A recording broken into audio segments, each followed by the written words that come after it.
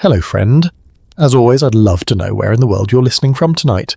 Are you in a quiet room with the lights dimmed low? Perhaps you're watching the evening settle outside your window, or maybe you're already tucked in, ready to let your mind wander through time. Wherever you are, I'm glad you're here. Tonight, we're travelling to a place that exists now mostly in shadows and whispers, to the jungles of Mesoamerica, where ancient cities rise from the mist like stone dreams. We're going to explore something that might seem distant at first, something you might think belongs only in textbooks or adventure films. But I promise you, what we're about to discover together is deeply, startlingly human. It's a story about how people just like us tried to make sense of the cosmos, how they grappled with the same questions that keep us awake at night. Why are we here? What happens when we die? How do we keep the sun rising each morning?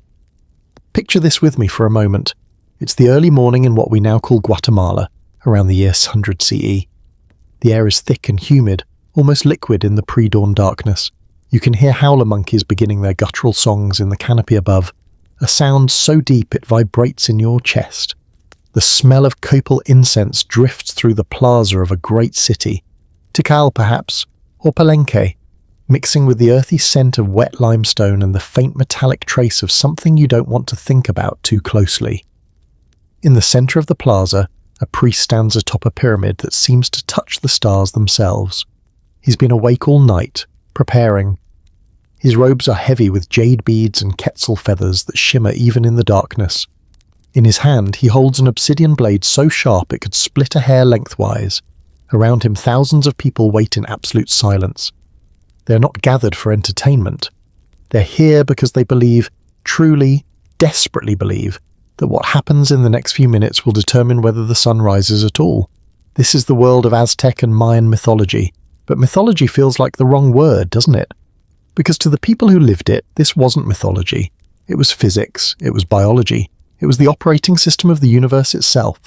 We're standing at the intersection of two great civilizations that dominated ancient America for over 2,000 years.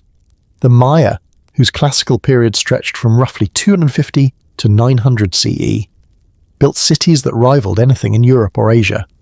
They developed a writing system so sophisticated it recorded not just events but poetry, humor, and philosophical debates. They calculated the movements of Venus with an accuracy that wouldn't be matched in Europe until the Renaissance. And then there were the Aztecs, or as they called themselves, the Mexica, who arrived much later, around the 14th century, but who built an empire so vast and organized it astonished the Spanish conquistadors who would eventually destroy it. But here's what makes this story so compelling, so worth these hours we're about to spend together. Both civilizations were driven by the same fundamental terror and the same radical solution to that terror. They looked up at the sky and saw a universe that was always on the verge of collapse. The sun that rose each morning wasn't guaranteed. The rain that fed the crops could stop at any moment. Chaos lurked beneath the thin veneer of order, and only through constant, deliberate action, through ritual, through sacrifice, through an intricate dance with the gods themselves, could catastrophe be held at bay. Their mythology wasn't just stories told around fires for entertainment. It was a sophisticated theological and philosophical system that explained everything from why humans exist in the first place to why your neighbor got sick last week. It was history and science and religion, all woven together into a worldview so complete, so internally consistent that millions of people organized their entire lives around it. We're going to trace this system from its mysterious origins in the Olmec heartland, through the rise of the great Mayan cities, through the arrival of the Mexica in the Valley of Mexico, and finally through the cataclysmic collision with European Christianity that changed everything. We'll meet gods who create the world through self-sacrifice and others who scheme like politicians. We'll witness rituals so beautiful they'll break your heart, and others so violent they'll make you question everything you thought you knew about civilization. We'll explore the ball game that was simultaneously sport, ritual, and cosmic drama. We'll descend into Xibalba, the Mayan underworld, and climb the levels of Aztec heaven. But more than anything, we're going to try to understand, really understand, how it felt to live in a world where the gods were as real as your family, where the boundary between the natural and supernatural didn't exist, where every action rippled out into the cosmos itself. Why does this matter now, here, tonight, as you listen in your own century? Because these mythologies represent one of humanity's most elaborate attempts to create meaning in an indifferent universe. They show us what happens when a civilization tries to hold chaos at bay through ritual and belief, They remind us that the line between civilization and barbarism, between the sacred and the profane, is thinner and stranger than we usually admit. So settle in. Let the day's worries fade for a while. We have a long journey ahead of us, through jungle cities and mountain temples, through creation myths and apocalyptic prophecies, through the birth of the fifth sun and the arrival of ships from across the sea. Now, let's begin. To understand Aztec and Mayan mythology, we need to start not with the Aztecs or the Maya themselves, but with something older, something that emerged from the humid lowlands of southern Mexico over 3,000 years ago. We need to start with the Olmecs. Imagine the Gulf Coast of Mexico around 1500 BCE. This is a world of rivers and swamps, of tremendous tropical storms and soil, so rich that farming feels almost like magic. In this landscape, the Olmec people, whom we know mostly through the massive stone heads they left behind, faces frozen in stern authority, began something revolutionary. They didn't just farm and build villages, they organized labor on a scale that suggests sophisticated political systems. They carved monuments that weighed dozens of tons and moved them miles through difficult terrain. And most importantly for our story, they began creating the fundamental building blocks of Mesoamerican mythology. The Olmecs gave the region several gifts that would echo through the next 3 millennia. They introduced the concept of the word jaguar, a supernatural being that was part human, part jaguar, neither fully one nor the other. This sounds like simple animism until you understand what it really represented. The idea that the boundary between human and divine, between this world and the other world, was permeable. A priest or ruler could, through ritual and transformation, become something more than human. He could become a bridge between worlds. They also developed early versions of the bull game, that strange and brutal sport that would become central to Mesoamerican religion. Picture a stone court shaped like a capital I, with sloped walls and a bull made of solid rubber that weighed as much as a bowling ball. Players would strike this bull with their hips, thighs, and forearms, sending it ricocheting off the walls in games that could last hours. But this wasn't just sport. The bull game was cosmic drama, a ritual reenactment of the battle between light and darkness, order and chaos, life and death. And perhaps most crucially, the Olmecs established the template for divine kingship that would define Mesoamerican civilization.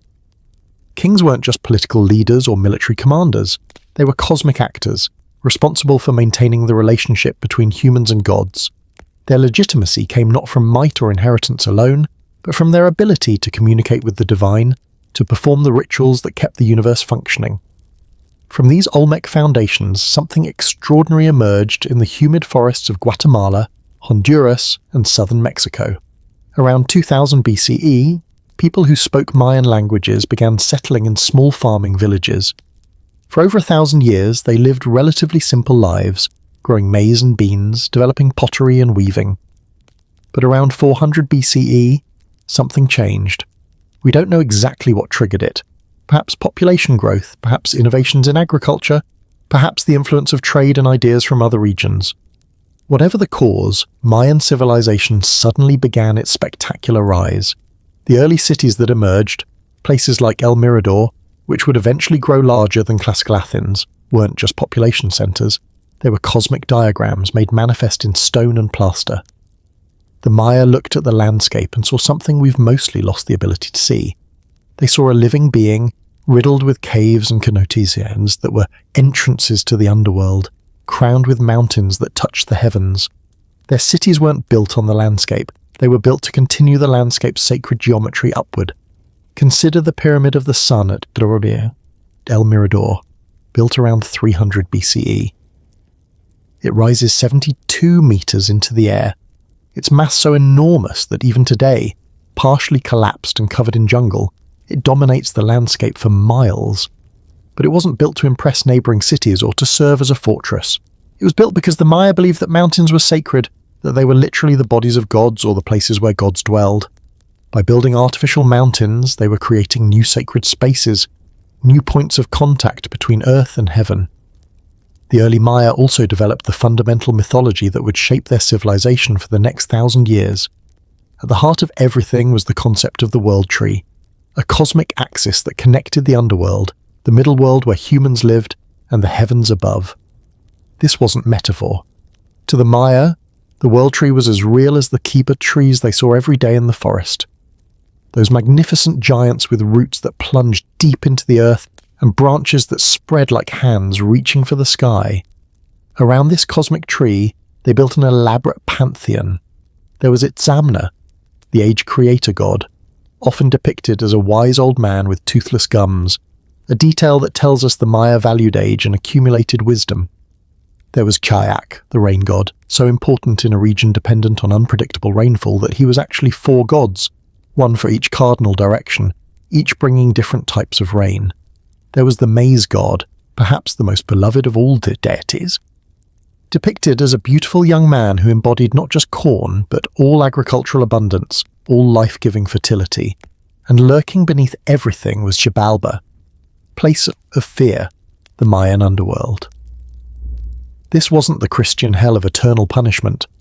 Xibalba was complex, populated by gods who were capricious and cruel but also sometimes honourable, who challenged humans to games and trials, who could be outwitted if you were clever enough. The journey through Xibalba wasn't about punishment for sin, it was about transformation, about passing through trials to achieve rebirth. The early Maya also developed their calendar systems during this period. Not one calendar, but many, interlocking like cosmic gears. The 260-day sacred calendar called the Tzolkin, the 365-day solar calendar called the Hab, and the Long Count, which tracked time from a mythical creation date in 3114 BCE. These calendars weren't just for tracking when to plant crops, they were tools for divination, for understanding the character of time itself, because the Maya believed that time had personality. Some days were favourable for war, others for planting, others for staying home and doing nothing important. Time wasn't neutral, it was alive with meaning. By the time the classic Maya period began around 250 CE, all the pieces were in place. The mythology was established, the cosmic order was understood, the rituals were developed. What came next was over 6 centuries of unprecedented cultural flowering, when the Maya would push their civilization to heights that still astound us today. But here's what's crucial to understand as we move forward. None of this developed in isolation. Throughout Mesoamerica, different peoples were developing variations on similar themes. In central Mexico, in the valley of Oaxaca, in the coastal regions, other civilizations were also grappling with the fundamental questions of existence, also building their own cosmic architectures. The mythology we're exploring wasn't monolithic. It was a conversation, stretching across centuries and hundreds of miles, with each civilization adding its own insights, its own variations, its own solutions to the problem of human existence in an uncertain universe. And threading through all of it from the very beginning was blood. The idea that the gods had sacrificed themselves to create the world, and that humans owed a debt, a blood debt that could never be fully repaid. This concept would grow and evolve, would be interpreted and reinterpreted, until it reached its most extreme expression in the Aztec Empire over 1,000 years later. But we're getting ahead of ourselves. For now, we're still in the foundations, in the moment when Mayan civilization was just beginning to show what it could become. In the next part of our journey, we'll watch these early cities grow into metropolises, we'll see the development of their extraordinary writing system, and we'll begin to understand how deeply their mythology was woven into every aspect of daily life. Let's move forward now into the early classic period, roughly 250 to 600 CE, when Mayan civilization reached what we might call its adolescence. No longer in its founding phase, but not yet at its peak. This is when the pieces came together, when the mythology that had been developing for centuries began to shape society in increasingly complex and sometimes disturbing ways. Picture the city of Tikal in Guatemala around 400 CE. At this point, it's already one of the greatest cities in the Maya world, home to perhaps 50,000 people. But it's not a city as we understand the term. There's no central downtown, no continuous urban fabric. Instead, it's a collection of monumental centres, temples, palaces, plazas, connected by raised causeways called Sacbeob, white roads, with residential areas scattered between them in a pattern that mirrors the forest canopy above. The Maya weren't trying to dominate nature, they were trying to live within it while simultaneously transcending it.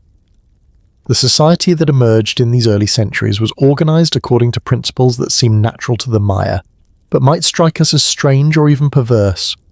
This wasn't just a political title. The king was understood to be a living conduit to the gods, someone whose blood was literally different from that of common people. Through his veins flowed Divine essence. Sacredness itself. The king's primary responsibility wasn't military conquest or economic management, though these mattered.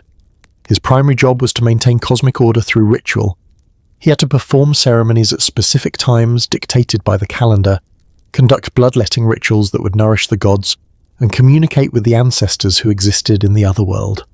When we excavate royal tombs from this period and find kings buried with jade beads in their mouths to represent breath and life force, with ceramic vessels showing them transforming into gods, with sacrificed retainers who would serve them in the afterlife, we're seeing a society that took the spiritual responsibilities of kingship with deadly seriousness.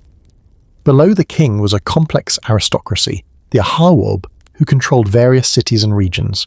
These weren't merely nobles in the European feudal sense, they were also ritual specialists, often trained from childhood in the complex arts of calendar keeping, hieroglyphic writing and astronomical observation. A great lord needed to know not just how to command warriors, but how to read the stars, how to interpret the sacred texts, how to perform the rituals that bound his people to the gods. The Maya developed sophisticated governance structures during this period.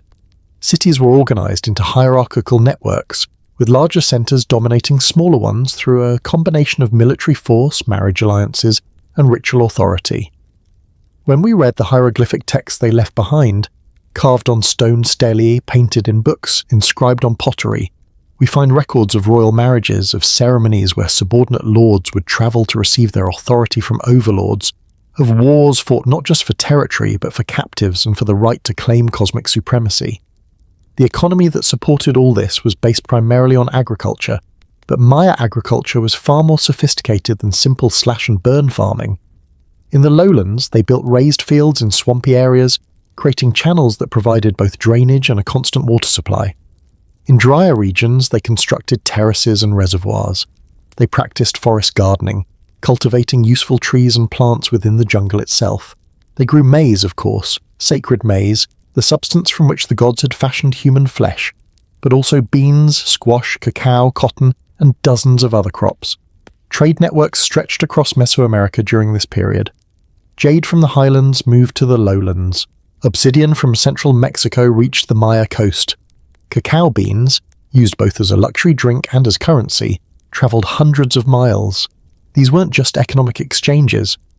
When a Maya king imported jade from distant mountains, he was acquiring more than a pretty stone. He was obtaining a substance associated with water, with life, with the sacred. When he wore jade jewelry, he was literally adorning himself with compressed life force. Religion during this early period wasn't separated from daily life. It was daily life. A farmer planting maize wasn't just performing an agricultural task. He was participating in a cosmic drama. The earth was the body of a great turtle or crocodile floating in the primordial sea. When you dug a hole to plant seeds, you were opening a portal to the underworld. The maize that sprouted was the Maize God being reborn, reenacting the fundamental cycle of death and resurrection that structured all existence. Family life was organized around these same cosmological principles. Babies were born according to their day signs in the 260-day calendar, and these signs would shape their personalities and fates. A child born on the day Imix might grow up to be a healer or a midwife, associated with the primordial waters. A child born on the day Simi, death, might become a warrior or a priest who specialized in death rituals. Your birthday wasn't just a date, it was your spiritual DNA. The Maya also developed their extraordinary writing system during these centuries, building on earlier traditions but refining them into something unprecedented in the Americas. Mayan hieroglyphs aren't merely pictographs or ideograms. They're a full writing system capable of recording any thought that could be spoken. A single glyph might represent a word or a syllable, or sometimes both depending on context. The same idea could be written multiple ways, allowing for poetry, for puns, for layers of meaning. This matters for our story because it meant the Maya could record their mythology with unprecedented precision. The books they wrote on bark paper, of which only 4 survived the Spanish conquest, contained not just historical records, but creation myths, ritual instructions, prophecies, and astronomical tables. When we read what remains, we find a mythology that's being actively discussed, debated, and refined. The Maya weren't just repeating ancient stories unchanged, they were thinking about them, interpreting them, arguing about their meanings. Religious practice in these early centuries centered on several key elements. First was bloodletting, the ritual drawing of blood from one's own body as an offering to the gods. Kings, queens, and nobles would pierce their tongues, earlobes, or genitals with stingray spines or obsidian blades, letting blood drip onto bark paper that would then be burned, sending the offering up to the gods as smoke. This wasn't cruelty or masochism in our modern sense. Blood was considered the most precious substance in the universe, the same substance the gods had shed to create the world. By offering your blood, you were reciprocating that original sacrifice, maintaining the cosmic balance.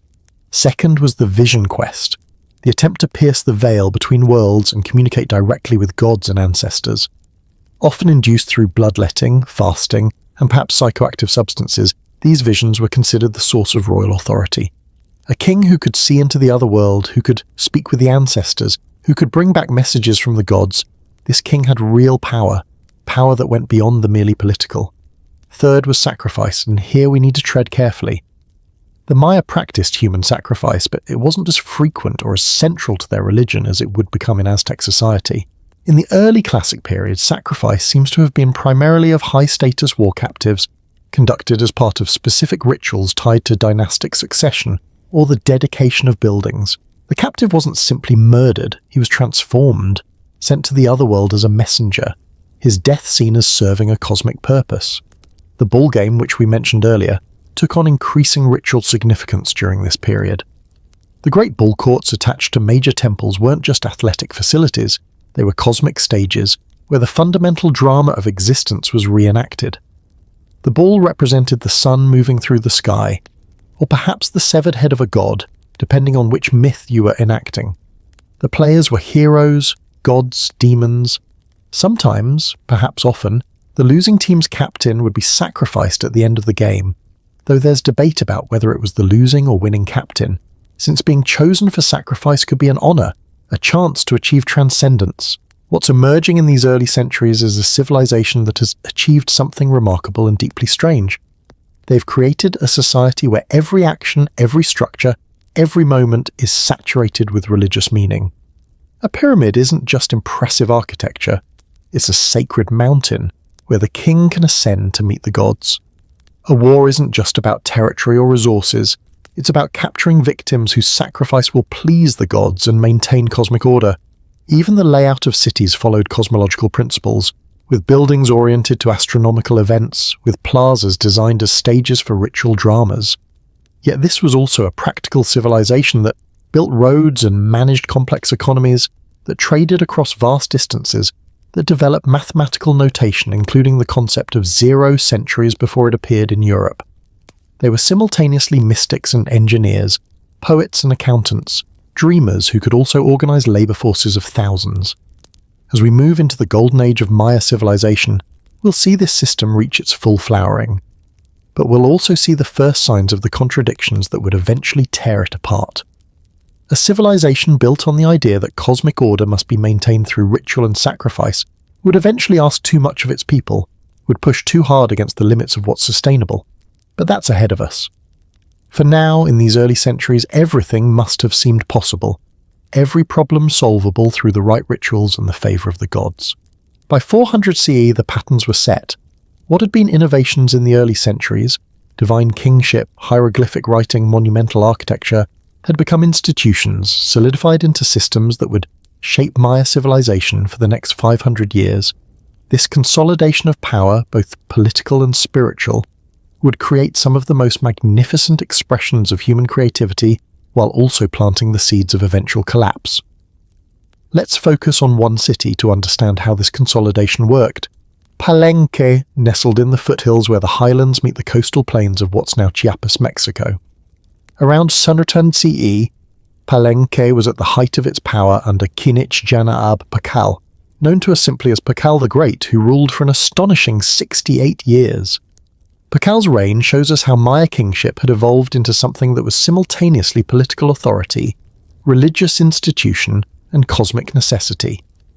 When archaeologists opened his tomb in 1952, they found him buried in a stone sarcophagus covered with one of the most elaborate carved scenes in all of Maya art. The carving shows Pakal at the moment of death, falling into the jaws of the underworld depicted as a skeletal earth monster. But he's falling onto the world tree which rises from the monster's head, connecting the underworld to the heavens above. The message is clear. Even in death, the king serves as the axis connecting all levels of reality. The inscriptions surrounding Tikal's tomb go further.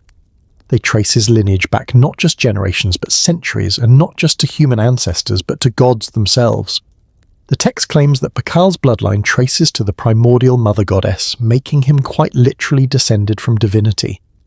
This isn't merely propaganda, though it certainly serves political purposes. To the Maya who read these texts and believed them, Tikal's authority was grounded in cosmic fact. He ruled because the gods ordained it, because his blood carried divine essence, because the proper functioning of the universe required him on the throne. This consolidation of divine kingship required increasingly elaborate displays of power and piety. The Temple of Inscriptions at Palenque, built to house Tikal's tomb, rises 27 meters high, with a temple structure on top containing the longest Maya hieroglyphic text discovered at that time. Building this required tens of thousands of hours of labor, quarrying limestone, hauling it to the site, cutting and shaping blocks, carving intricate decorations, mixing and applying the brilliant red paint that once covered everything. Who did this work? The traditional answer was slaves or peasants forced into corvée labor, but the reality was more complex. Many workers likely participated willingly, believing they were engaged in sacred construction, building a house for the gods, creating a portal between worlds. Archaeological evidence shows they were fed well while working on these projects, better than they ate at home. Some may have seen it as an honor, a chance to participate in cosmic maintenance. Yet we shouldn't romanticize this. The consolidation of power during this period created stark inequalities. When we excavate residential areas around great cities, we find that elites lived in spacious stone buildings, decorated with murals, and filled with fine pottery, jade jewelry, and elaborate textiles. Meanwhile, commoners lived in small pole and thatch houses with dirt floors and few possessions.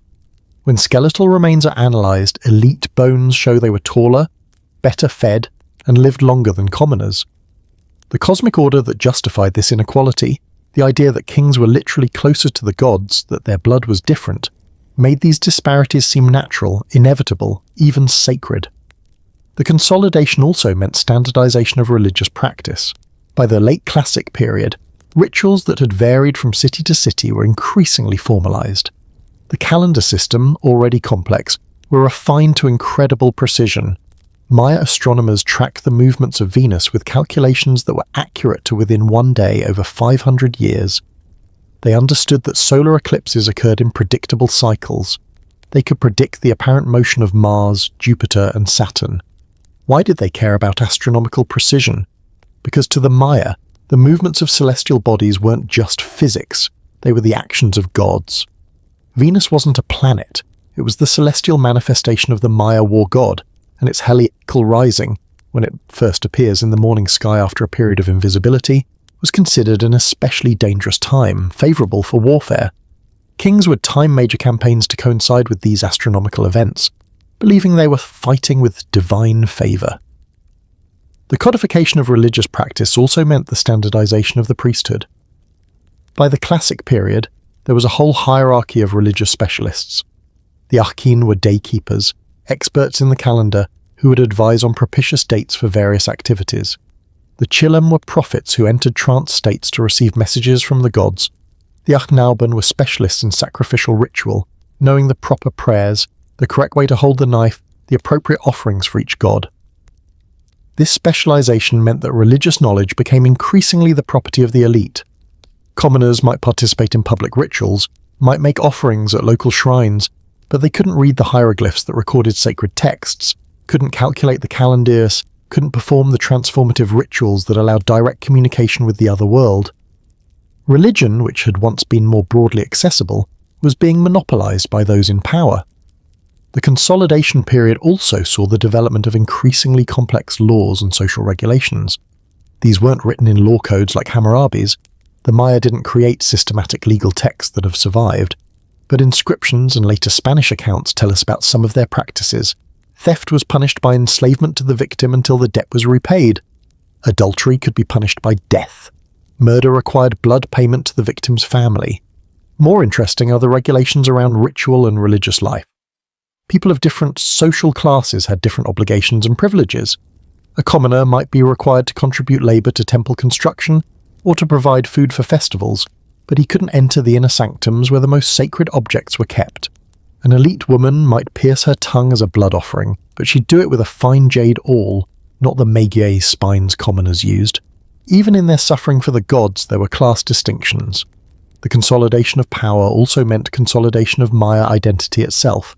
Despite speaking related but distinct languages, Yucatec in the north, Cholan in the south, Quiche in the highlands, the Maya began to recognize themselves as sharing a common civilization. They shared writing systems, calendar systems, mythological frameworks. When a merchant from Tikal traveled to Copan hundreds of miles away, he'd find temples built in recognizable styles, stelae carved with hieroglyphs he could read, gods he recognized even if they had slightly different names. This shared identity was reinforced through a practice we see clearly in the inscriptions: elite intermarriage across cities.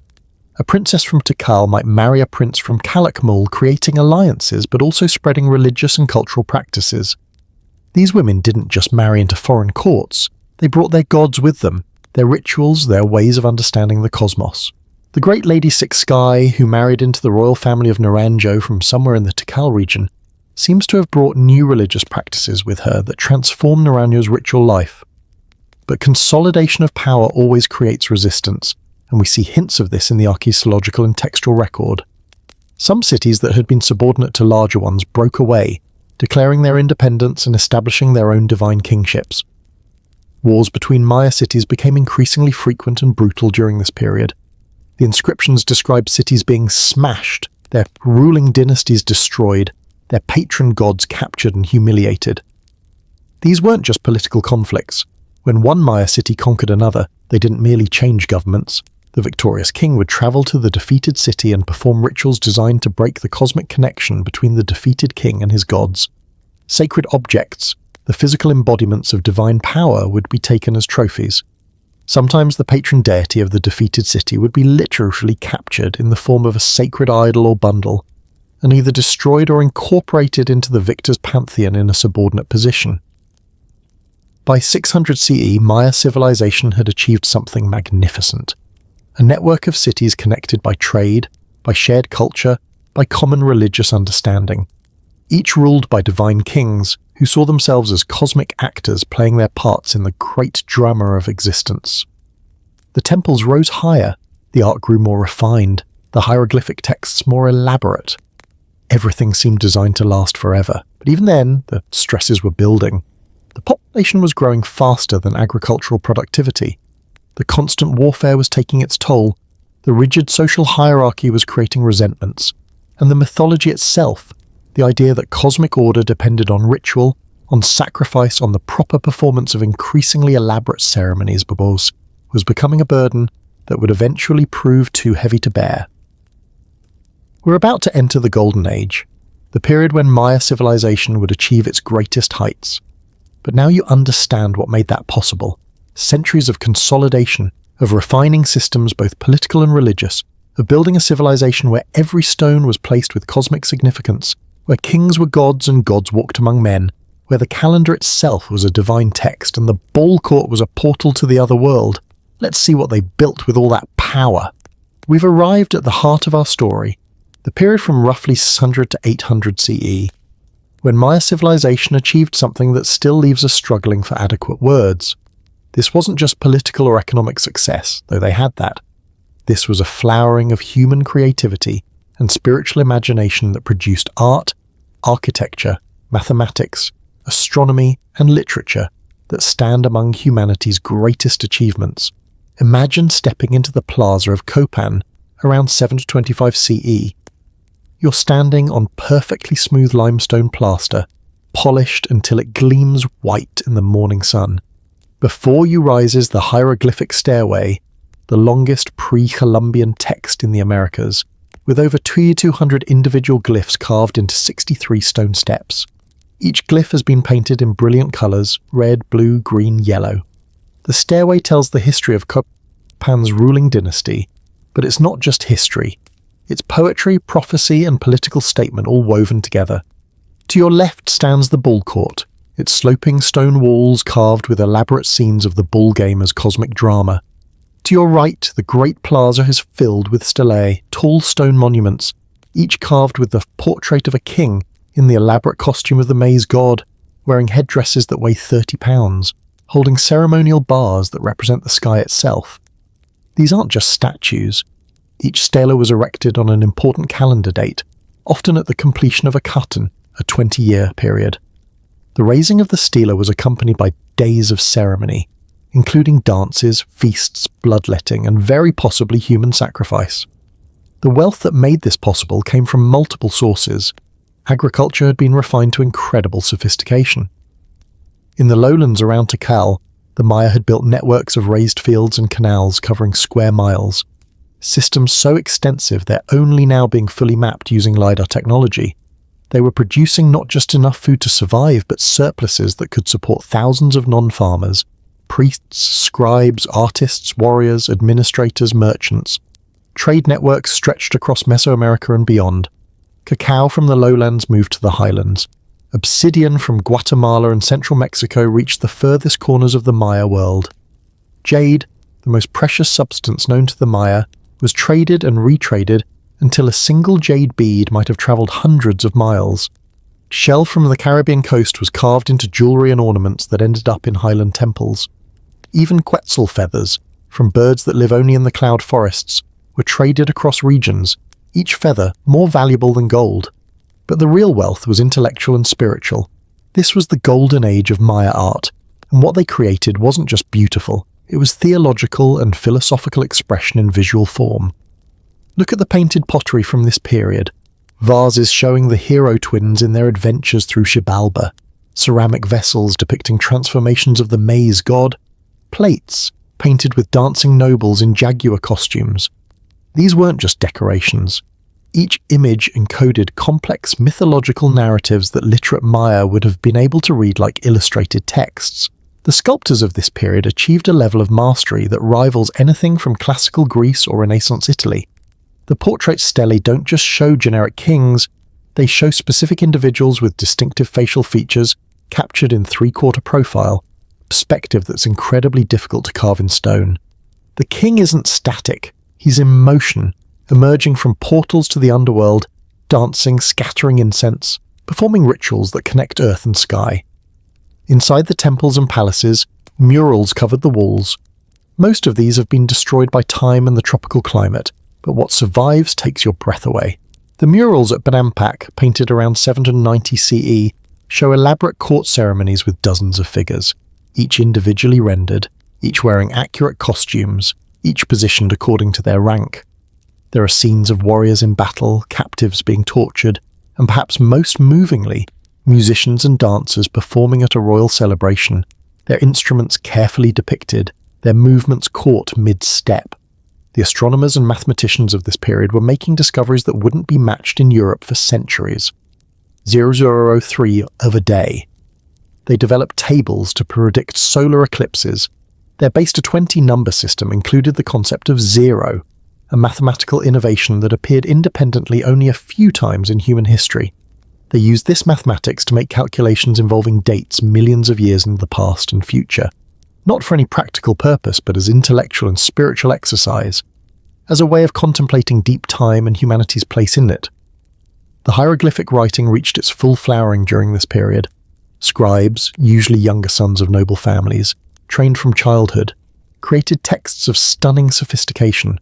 The inscriptions are full of poetic parallelism, where the same idea is stated twice in different words, creating rhythm and emphasis. They use metaphor and symbol. When a text describes a king witnessing something, it might use a glyph showing an eye, or a glyph meaning to see, or both, playing with different levels of meaning.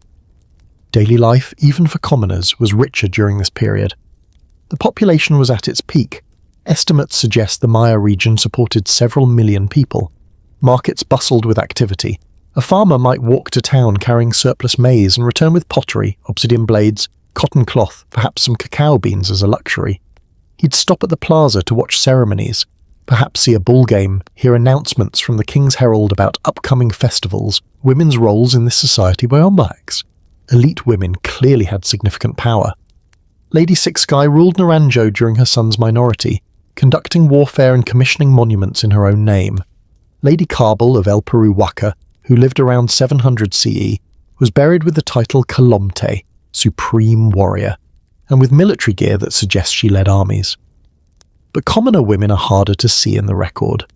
They ground maize on stone metates, wove cotton on backstrap looms, raised children, probably managed household economies. Their work was essential but largely invisible to the historical record that focused on kings and gods. The ball game during this golden age was at its peak as both sport and ritual. The players were stars, celebrated athletes who trained for years, but they were also ritual specialists, enacting the sacred drama of the hero twins playing ball against the Death Lords of Xibalba. The games drew huge crowds, with people betting cacao beans, textiles, even slaves on the outcome. The sound of the rubber ball striking stone must have echoed through the plazas, a rhythmic heartbeat of civilization. Religious practice during this period had achieved a kind of Baroque elaboration. The festivals marking important dates in the calendar could last for days. There would be processions where the king, dressed as the Maize God or impersonating other deities, would emerge from the temple. Musicians would play trumpets made from conch shells, drums made from hollow logs with deerhide heads, flutes and rattles. Dancers wearing elaborate masks and costumes would perform dramas enacting mythological events. And there was sacrifice. Not as frequent as in later Aztec practice, but definitely present and increasingly important. War captives, especially high-ranking ones from defeated cities, were kept for years and then sacrificed at appropriate moments in the calendar. The king himself would often perform the sacrifice, plunging an obsidian blade into the captive's chest, offering the heart to the gods. The body might be decapitated, with the head displayed as a trophy, or it might be tied in a ball and hurled down the temple steps, reenacting the mythical throwing down of a defeated god from the heavens. The mythology itself was being refined and elaborated during this period. The Popol Vuh, the great Maya creation epic that survives in a post-conquest version, was likely being compiled, debated, and revised by the scribes and priests of the classic period. The story of the hero twins, Hunahpu and Xbalanque, was central. How they descended into Xibalba, how they outwitted the Death Lords through clever tricks and transformations, how they were eventually killed but then resurrected, becoming the sun and moon. This wasn't just entertainment. It was the fundamental template for understanding death and rebirth, the promise that death wasn't final, that transformation was possible, that through cleverness and courage even the lords of death could be defeated. But here's what makes this golden age so poignant, so deeply moving when you really think about it. The Maya who lived through it, who built these magnificent cities and created this incredible art, had no idea it was temporary. They truly believed, that they were building for eternity. The inscriptions speak of dates thousands of years in the future when their descendants would still be conducting ceremonies, still honouring the gods, still maintaining the cosmic order. That the system they'd built so magnificently was approaching its limits, that the population was growing unsustainably, that the warfare was intensifying, that the climate was beginning to change in subtle but devastating ways, that within just a few generations many of these great cities would be abandoned, the plazas silent, the temples swallowed by jungle. But that knowledge, the knowledge of what was coming, would only make this golden age seem sad in retrospect. To the people living through it, this must have felt like the fulfillment of everything their civilization had been working toward for 1,000 years. They'd built cities that touched the sky, created art that captured the divine, developed intellectual systems that could calculate cosmic time, maintained rituals that kept the universe functioning.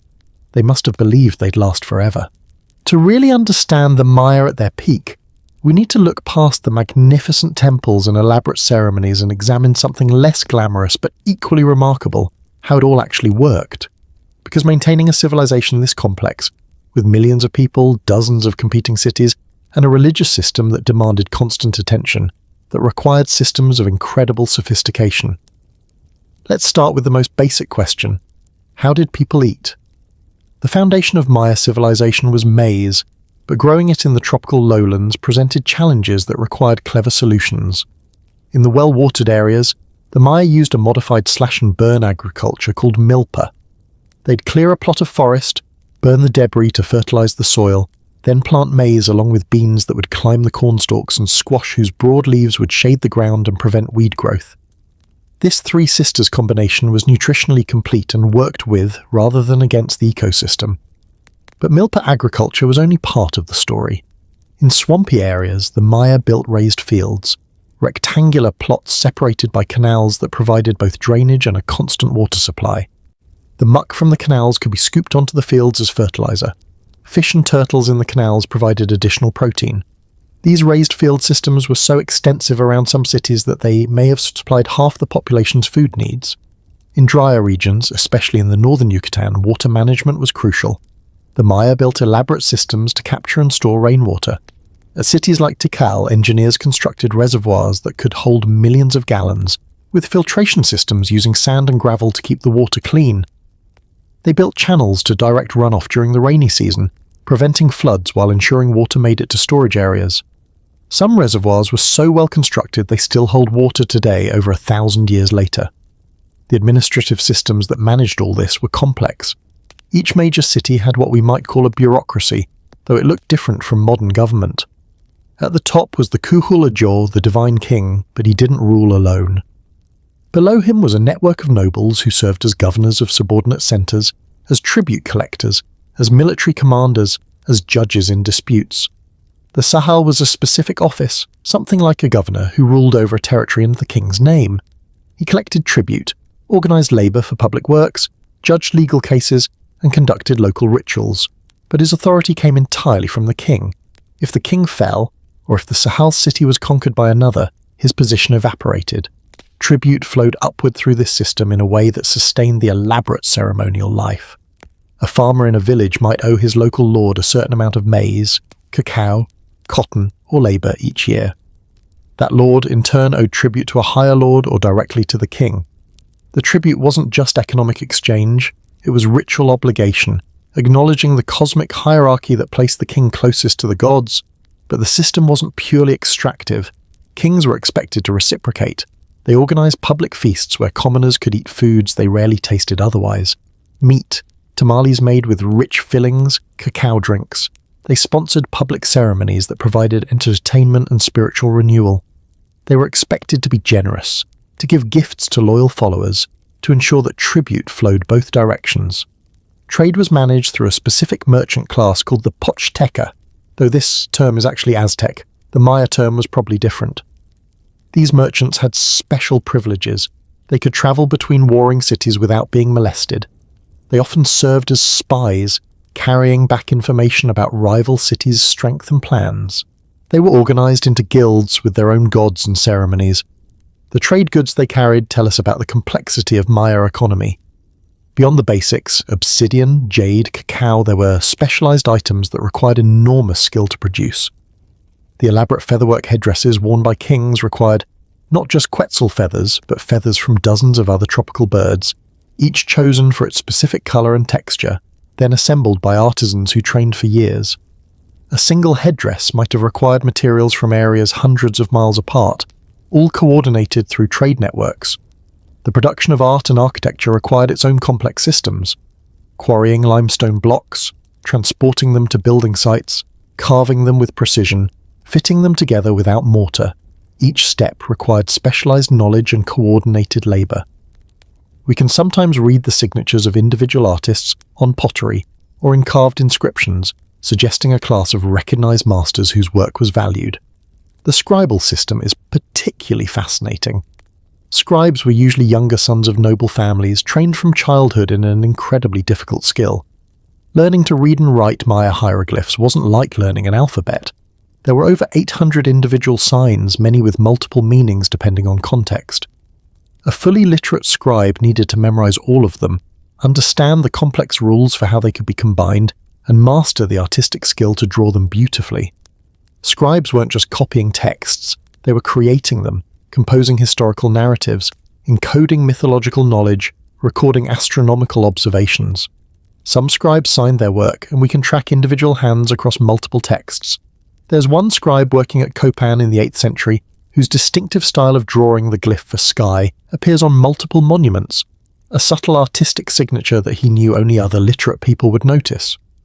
The legal system, as far as we can reconstruct it, operated on principles that combined practical justice with religious obligation. Disputes were brought before local lords or their appointed judges. The system recognized different categories of crime. Theft required restitution plus a penalty. Damage to property had to be repaired. But some crimes were offences against the gods themselves, sacrilege. Failure to perform required rituals, adultery by women, which was seen as polluting the lineage, and these required religious purification as well as practical punishment. Military organisation during this period was sophisticated. The Maya weren't peaceful, that's a romantic myth. They fought constantly, but warfare followed rules and conventions. Battles were often scheduled for specific auspicious dates in the calendar. Warriors wore elaborate costumes identifying their city and rank. Capturing enemies alive was more prestigious than killing them, because captives could be sacrificed later in ceremonies that brought honour to the capturing city. The highest-ranking warriors bore special titles. A Sajal was a war leader, often a member of the royal family or high nobility. The title was earned through successful captures of enemy nobles. A warrior who had captured a high-ranking enemy might earn the right to wear jaguar pelts or elaborate jewellery that advertised his prowess. The health and medical systems combined practical knowledge with spiritual healing. Maya healers understood herbal medicine. Archaeological analysis of residues in pottery has identified traces of medicinal plants. They could set broken bones, treat wounds, and perform minor surgeries, but they also believed illness had supernatural causes. A sickness might be sent by a god as punishment, or caused by sorcery from an enemy, or result from an imbalance in the body's humours. Treatment therefore combined practical and spiritual approaches. A healer might give you an herbal preparation while also performing a ritual to appease the offended god or counteract the curse. The boundary between what we'd call medicine and what we'd call religion simply didn't exist for the Maya. Education was highly stratified. Elite children received formal training in reading, writing, astronomy, history, and ritual. They learned by memorizing texts and by copying hieroglyphs under the supervision of master scribes. Commoner children received no such training. They learned by doing, boys working alongside their fathers in the fields or at a craft, girls helping their mothers with household work, cooking and weaving. Yet there was some fluidity. A commoner child who showed exceptional talent might be taken into a noble household and trained as a scribe or artisan.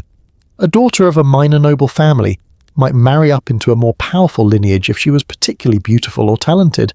The system wasn't purely closed, though opportunities for advancement were limited.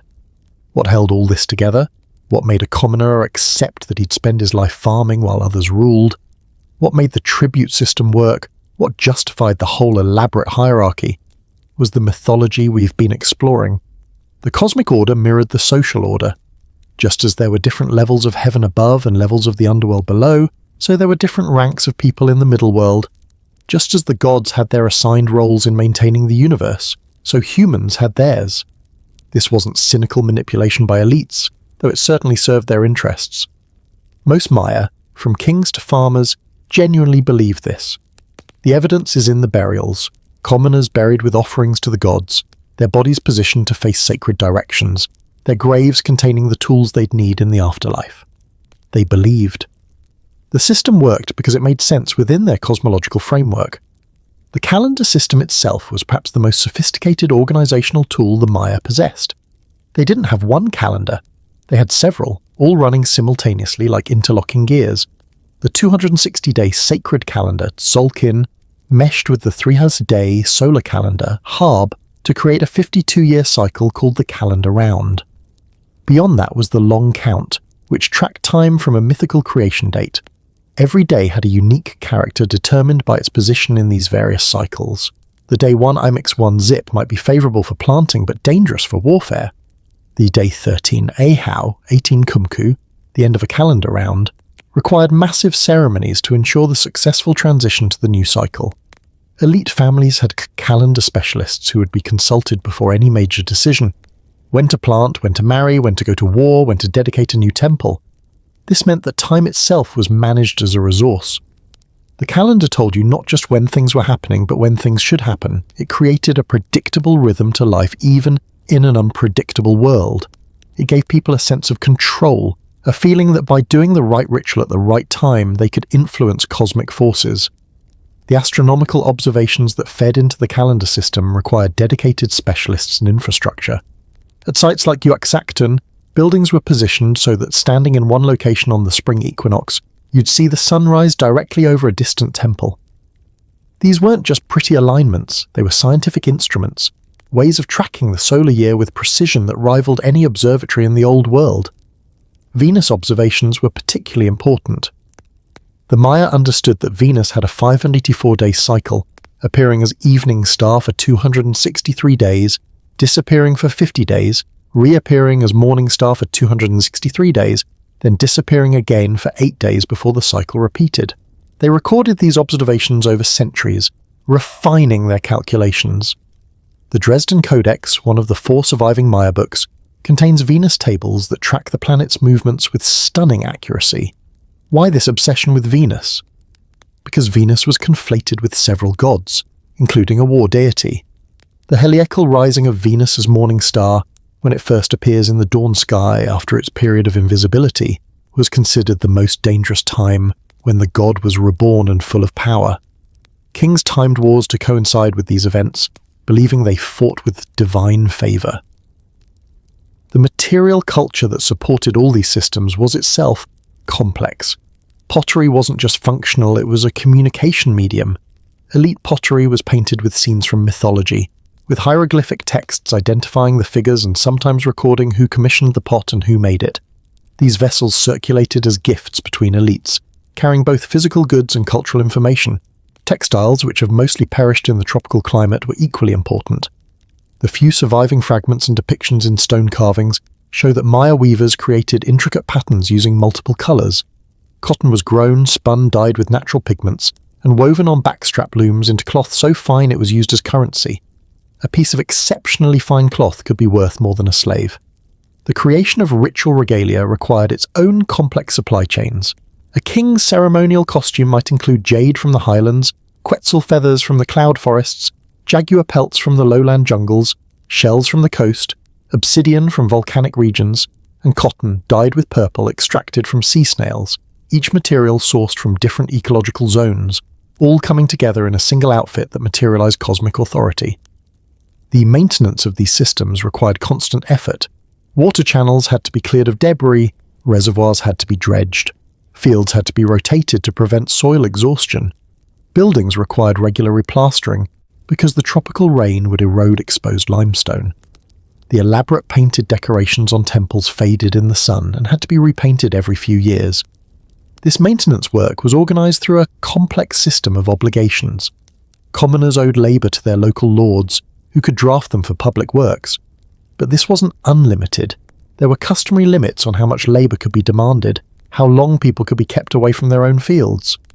When kings pushed too hard, when they demanded too much labor for their monuments, while droughts were destroying crops, the system began to strain. The religious specialists who maintained the spiritual infrastructure were equally essential. In every community, from the great cities to small villages, there were people responsible for conducting daily rituals. Small offerings of incense had to be made at local shrines.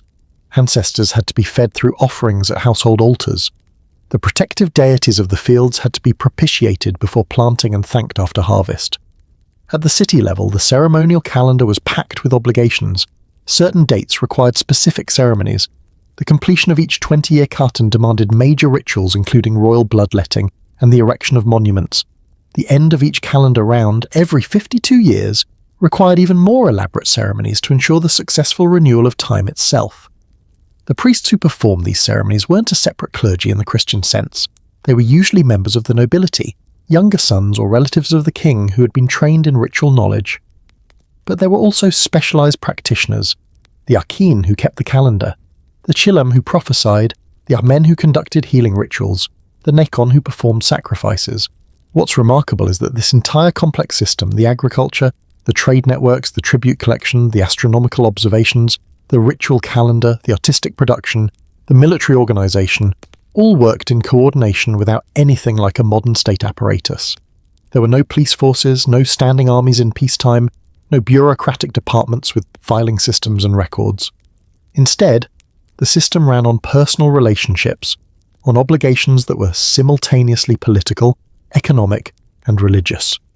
You owed tribute to your lord not just because he had power, but because he was your ritual superior, closer to the gods, responsible for maintaining cosmic order.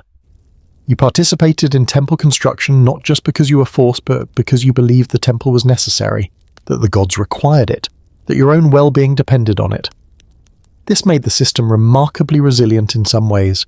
It could adapt to local conditions, it operated through networks rather than rigid hierarchies, it incorporated spiritual motivation rather than relying purely on coercion. But it also made the system vulnerable, because it depended so heavily on belief, on the conviction that the mythology was literally true. Anything that undermined that belief threatened everything, and cracks were beginning to appear. The population was pushing against ecological limits. The warfare between cities was intensifying. The climate was shifting in ways that would make agriculture increasingly difficult. The magnificent system the Maya had built was about to face its greatest test, a test it would ultimately fail to pass. But we're getting ahead of ourselves. For now, in the Golden Age, the system still worked. The cities flourished, the ceremonies continued, the calendar wheels turned, and the Maya believed with absolute conviction that this was how things would be forever. Around 70 CE, Maya civilization reached what we might call its peak, the moment when everything that had been building for centuries came together in a culmination of power, art, and religious fervor. If you could travel back to this moment and visit the great cities, you'd find yourself in places that rivaled anything in the contemporary world. Whether in Tang Dynasty China, Abbasid Baghdad, or Charlemagne's Europe. Let's visit Calakmul, one of the two great superpowers of the Maya world, the other being Tikal. The city centre alone covers nearly 20 square kilometres, with over 6,050 structures. The central pyramid, Structure 2, rises 55 metres into the air, taller than a 15-storey building, and is covered in brilliant white plaster that reflects the sun like a beacon visible for miles across the flat jungle landscape. You arrive at the city along one of the Sakbeob, the raised white roads that connect Calakmul to its network of subordinate centres. As you approach, the pyramid dominates the skyline, but gradually other structures emerge from the forest. Palace complexes with multiple rooms arranged around courtyards, smaller temples, platforms for ritual performance, bull courts, residential compounds spreading out in all directions. The population of Calakmul at this moment might have been 50,000 people in the city centre alone, with another 50,000 in the surrounding region under its direct control. But Calakmul's true power extended far beyond this. Through a combination of military conquest, strategic marriages, and ritual authority, the kings of Calakmul dominated a network of smaller cities stretching for hundreds of miles. When inscriptions speak of the Khan kingdom, Khan being the emblem glyph of Calakmul, they're describing what was essentially an empire, though one very different from the centralized empires of the Old World. The wealth flowing into Calakmul was staggering. Tribute came from subordinate cities in the form of cacao, cotton, jade, feathers, pottery, and enslaved people. Trade brought obsidian from the highlands, shells from the coast, exotic birds from the rainforest. The royal workshops produced art of breathtaking sophistication, jade masks with inlaid eyes of shell and obsidian, ceramic vessels painted with mythological scenes, textiles so fine that only fragments survive, but which contemporary accounts describe as rivaling anything produced in the Old World. The power of the king at this pinnacle moment was unlike anything we can easily imagine today. Uknum Chin II, who ruled Calakmul around 636-686 CE, didn't just govern, he literally embodied cosmic order. When he performed rituals, he wasn't representing the gods. In a very real sense, he became them. The elaborate costumes he wore, jade and feathers and jaguar pelts, transformed him from mere human to divine manifestation. The ceremonies at this pinnacle of Maya civilization had reached a level of baroque complexity that must have been overwhelming to witness. Consider the dedication of a new temple, which might occur at the completion of a major time period in the calendar. The ceremony could last for days and involve the entire city. It would begin with a period of fasting and purification. The king and high nobility would sequester themselves, abstaining from certain foods, from sexual activity, preparing their bodies for contact with the sacred. On the appointed day, determined by astronomical observations and calendar calculations, the ceremony would commence at dawn. The king would emerge from the palace wearing the full regalia of the Maize God, an elaborate headdress made from quetzal feathers and jade, a jade mask covering his face, his body painted blue-green. He would climb the new pyramid slowly, pausing at each level to perform prescribed rituals, while priests below burned enormous quantities of copal incense, creating clouds of fragrant smoke that rolled across the plaza. At the summit, in front of Thuscons watching from below, the king would perform bloodletting, piercing his tongue or penis with a stingray spine, letting the blood drip onto bark paper. The paper would be burned, sending the offering up to the gods as smoke. Then, in a trance state induced by pain, fasting, and possibly psychoactive substances, the king would experience visions. He might see the founder of his dynasty, an ancestor returning from the otherworld to validate his rule. He might see gods, or the world tree connecting all levels of reality, or the great serpent whose body is the sky. Scribes would be present to record what the king saw and said. These visions weren't private experiences, they were public knowledge, recorded in hieroglyphs on the monuments, incorporated into the official history of the dynasty. The visions provided legitimacy, connected the king to the divine, demonstrated that the gods approved of his rule and the new temple he had built. After the king's bloodletting and vision, other members of the nobility would perform their own offerings. Then would come the main sacrifice, usually of high-ranking captives taken in war. The victims weren't random peasants, but nobles from rival cities, chosen precisely because their high status made their sacrifice more valuable to the gods. They would be dressed in ritual regalia, painted and adorned, made beautiful for the gods before being killed. The actual moment of sacrifice was quick. The victim would be held down on the sacrificial stone at the temple's summit. The king himself, or a specialized priest called the Nekom, would use an obsidian blade to make a swift incision below the ribs, reach in and extract the still-beating heart. The heart would be offered to the gods, either burned or placed in a special vessel or held up to the sky. The body would be thrown down the temple steps, and the head might be removed and displayed as a trophy. This sounds horrific to us, and it was violent and terrible, but to the Maya, it made perfect sense within their mythology. The gods had sacrificed themselves to create the world and humanity. The continued existence of the cosmos required reciprocal sacrifice from humans. The victim wasn't being murdered, he was being sent to the gods as a messenger, his death serving a cosmic purpose. Some captives apparently went to their deaths willingly, seeing it as a way to achieve a kind of immortality, to become part of the sacred narrative. After the sacrifices, the ceremony would continue with feasting. The king would provide food for the entire city, tamales, meat, cacao drinks. There would be dancing and music, performances of sacred dramas enacting mythological events. The ball game would be played, with high-ranking players representing cosmic forces, the game itself a ritual reenactment of the struggle between order and chaos. These peak moments of ceremonial excess reflected a civilization at the height of its powers, confident in its cosmology, secure in its political and military dominance. The art from this period shows that confidence. The kings depicted on stelae aren't humble supplicants before the gods, they're powerful figures, often shown trampling defeated enemies, standing on captives, displaying the regalia that proves their divine connection. The intellectual achievements at this pinnacle were equally impressive. Maya mathematicians were working with calculations involving dates millions of years in the past and future. Not because they needed to know what day of the week it would be in the year 4772 CE, but as intellectual exercise, as a way of contemplating the vastness of time and the elegance of the mathematical systems that described it. The astronomy had reached a level where Maya observers could predict Venus cycles, solar eclipses, and lunar eclipses years in advance. They understood that the apparent motions of the planets followed patterns, even if they didn't have the heliocentric model to explain why. They tracked comets and novae, recording them in their texts as omens. The literature, most of which is lost, but fragments of which survive in the 4 remaining codices and in inscriptions, shows sophisticated narrative techniques. The Maya were telling stories within stories, using flashbacks and prophecies, creating texts that worked on multiple levels simultaneously. A single inscription might record a historical event while also connecting it to mythological precedent and prophesying future implications. At this pinnacle, the Maya worldview seemed validated by reality. The rituals worked. Cities flourished, crops grew, enemies were defeated, The sun rose every morning. The mythology explained everything that happened. A drought could be understood as the gods being displeased, which meant more offerings were needed. A military victory proved the king had divine favour.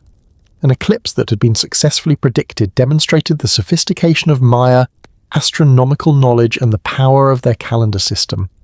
The cities themselves at this peak moment were alive with activity.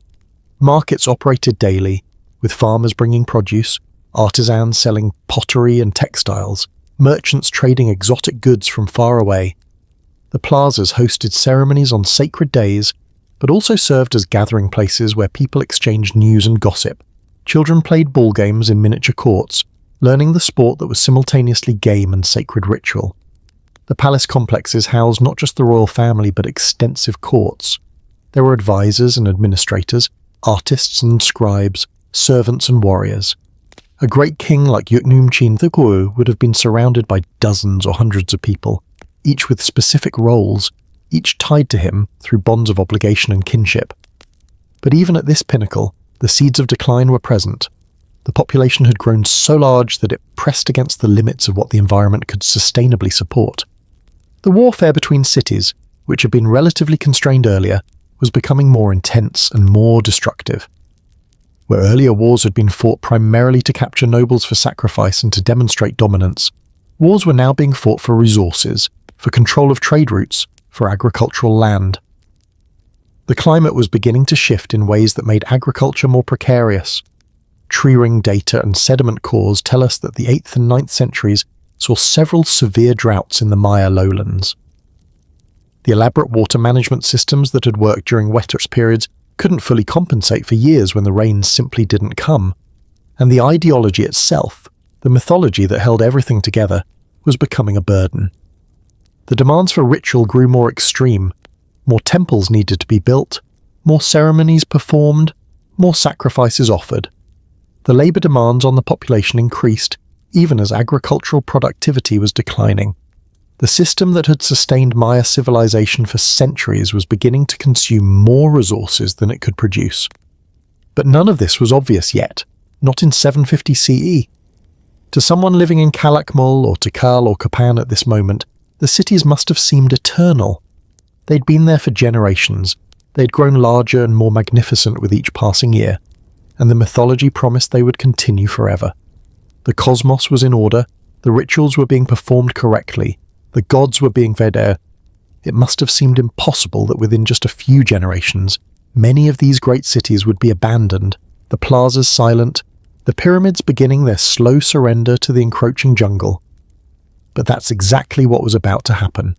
The decline didn't announce itself with trumpets and proclamations. It crept in quietly, almost invisibly at first. A failed harvest here, a lost war there, a ceremony that didn't seem to produce the expected results. But by the late 8th century, around 780 CE, anyone paying attention would have noticed that something was changing. Let's start with the climate, because this is where the archaeological record is clearest. Multiple lines of evidence, sediment cores from lake beds, tree rings, speleothems from caves, all point to a series of droughts that struck the Maya lowlands beginning around 760 CE. These weren't ordinary dry seasons. These were multi-year droughts where the annual rains that the entire agricultural system depended on simply didn't come with their usual reliability. Imagine being a Maya farmer in a village outside Copan in the year 785 CE. Your grandfather had told you stories about difficult years, times when the rains were late or sparse. But there had always been enough. The reservoirs the kings had built always held water. The rituals always worked eventually. You'd make offerings, the king would perform his ceremonies, and the rains would come. But this year the rains don't come, not in their usual abundance. You plant your maize at the proper time determined by the calendar specialists, but the seeds sit in dry soil. You wait. You make offerings to Chaac, the rain god. The priest performs ceremonies. The king conducts elaborate bloodletting rituals. And then finally some rain falls, but not enough. The maize sprouts, grows stunted, produces small ears. Your family will have enough to survive, but there's no surplus to trade, nothing left over to pay tribute. And you're not alone. Across the region, thousands of farmers are facing the same situation. The tribute flowing into the cities decreases. The markets have less food, Prices for maize begin to rise. People who lived comfortably start to go hungry. The urban population, which had grown enormous during the good years, suddenly has too many mouths to feed. The kings respond the way their mythology tells them they must, with more ritual, more ceremony, more sacrifice. If the gods aren't sending rain, it must mean they're displeased. More offerings are needed, bigger temples must be built, more captives must be sacrificed. But this creates a vicious cycle. The labour needed for these elaborate ceremonies and construction projects takes farmers away from their fields during crucial planting and harvesting periods, further reducing food production. Meanwhile, the warfare between cities was intensifying. During the Golden Age, wars had been relatively constrained, fought to capture nobles, to demonstrate dominance to fulfill ritual obligations, but as resources became scarcer, the wars became more desperate and destructive. Cities that had been allies for generations turned on each other. Trade routes were disrupted. The elaborate networks that had connected the Maya world began to fray. The inscriptions from this period, which had been so triumphant earlier, begin to show signs of strain. At Dos Pilas, a city in what's now Guatemala, the texts become increasingly focused on warfare and increasingly desperate. They record raids and counter-raids, cities attacking each other not just for captives but to destroy their rivals' ability to make war. At one point, the royal palace at Dos Pilas was hastily fortified using stones torn from other buildings, a king literally dismantling his own monuments to build defensive walls. The most telling sign is what stops happening. The practice of erecting dated monuments, stelae marking the completion of time periods, had been fundamental to Maya civilization for centuries. Every Katun 20-year period, major cities would erect new monuments proclaiming their power and the divine favour of their kings. But starting in the late 8th century, cities begin missing these dates. Copan erected its last dated monument in 822 CE. The messages literally stopped. The silence is deafening. What happened to the people during this period is harder to know with certainty, but the archaeological record provides clues. Skeletal remains from this era show increasing signs of malnutrition and stress. Heights decrease, a clear indicator that childhood nutrition was deteriorating. Infant mortality appears to increase. Evidence of violence on human remains becomes more common. Not ritual sacrifice, but interpersonal violence, the kind that happens when social order begins to break down. The religious response to these crises tells us something important about how deeply the Maya believed in their mythology. They didn't abandon it, they doubled down.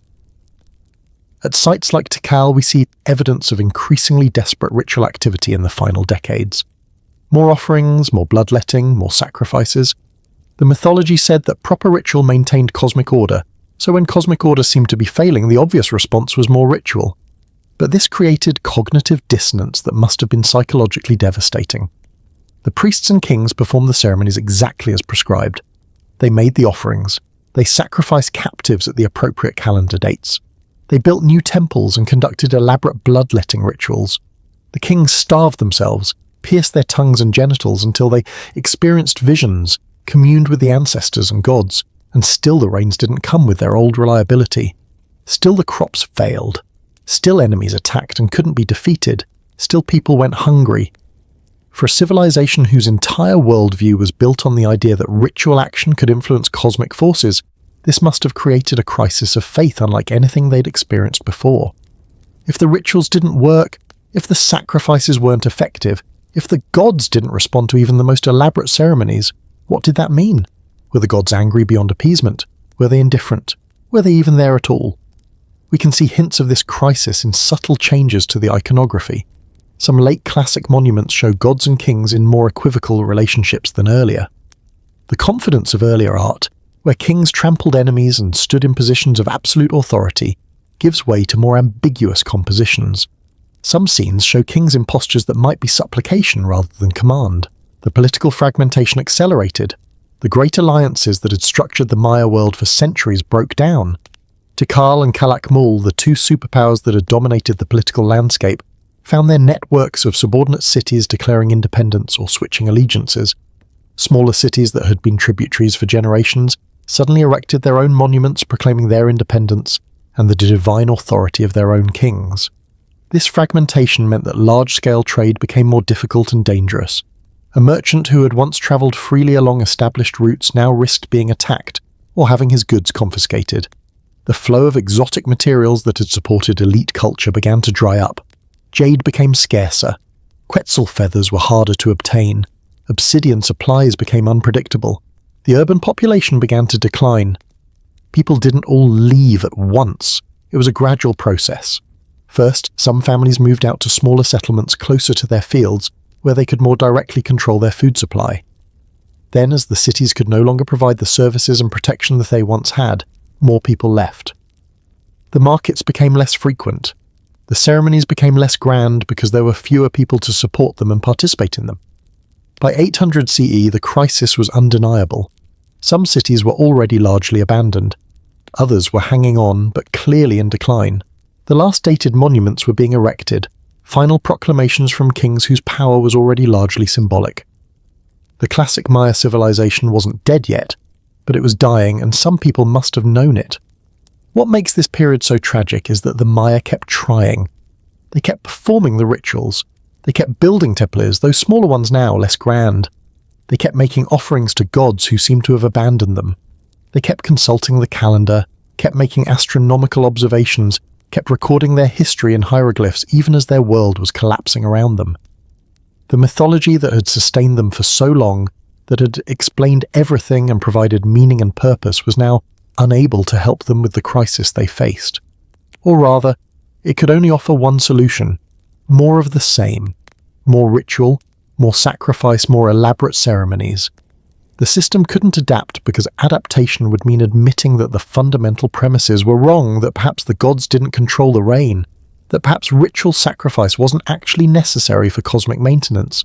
And so they continued, performing the prescribed ceremonies with increasing desperation, watching their civilization crumble, unable to conceive of an alternative because the alternative would mean their entire worldview was mistaken. Within just a few more generations, the southern lowland cities, Tikal, Calakmul, Copan, Palenque, all the great centres that had dominated the classic period, would be abandoned, their plazas silent, their temples already beginning to be reclaimed by the forest.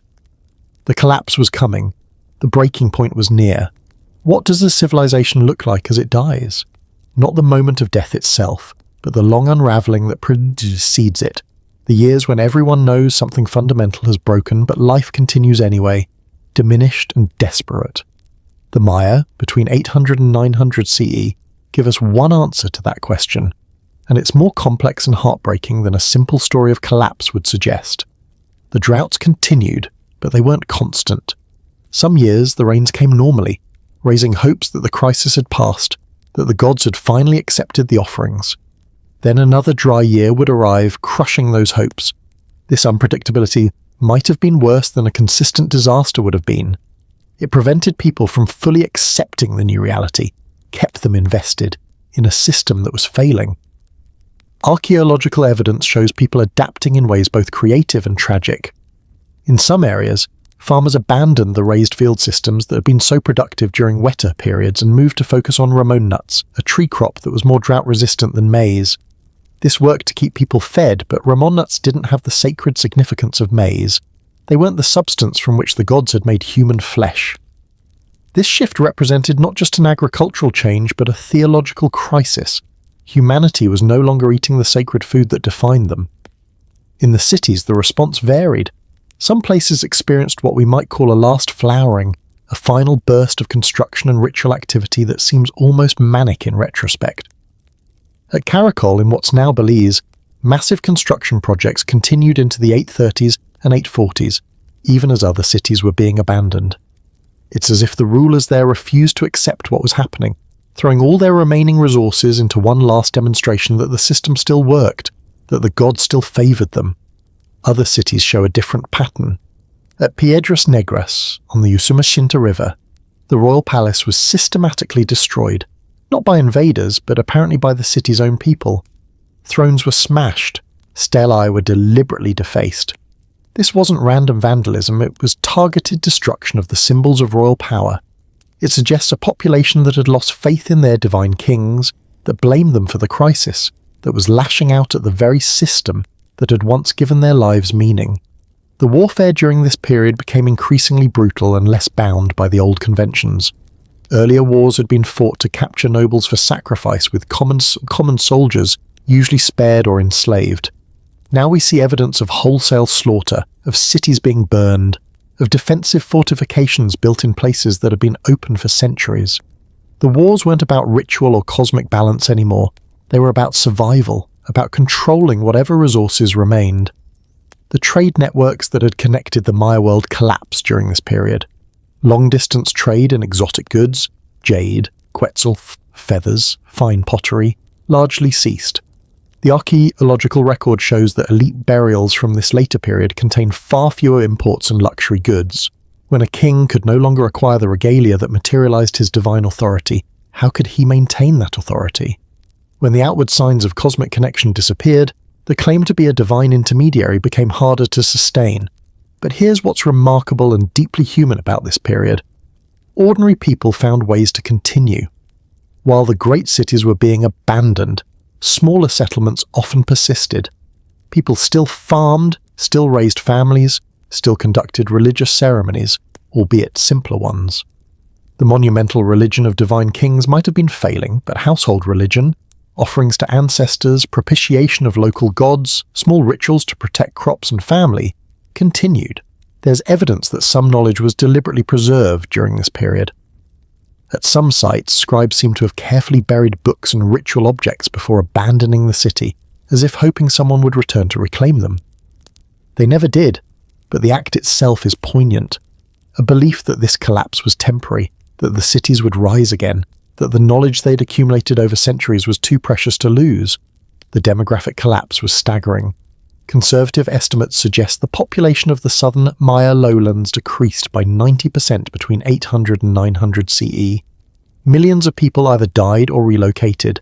Entire cities that had been home to tens of thousands were left to a few hundred holdouts, then dozens, then no one. The silence must have been eerie to those final residents. Plazas that had hosted thousands now echoing with emptiness, temples that had seen daily ceremonies now gathering dust. Where did people go? Some migrated north to the Yucatan, where cities like Uxmal and Chichen Itza would experience a later florescence. Some apparently moved to the highlands of Guatemala, where different environmental conditions made the drought less catastrophic. Some probably died, from starvation, from disease made worse by malnutrition, from violence. The skeletal evidence from this period shows increased mortality rates, especially among children and the elderly. The religious response to this catastrophe provides one of the most interesting aspects of the collapse.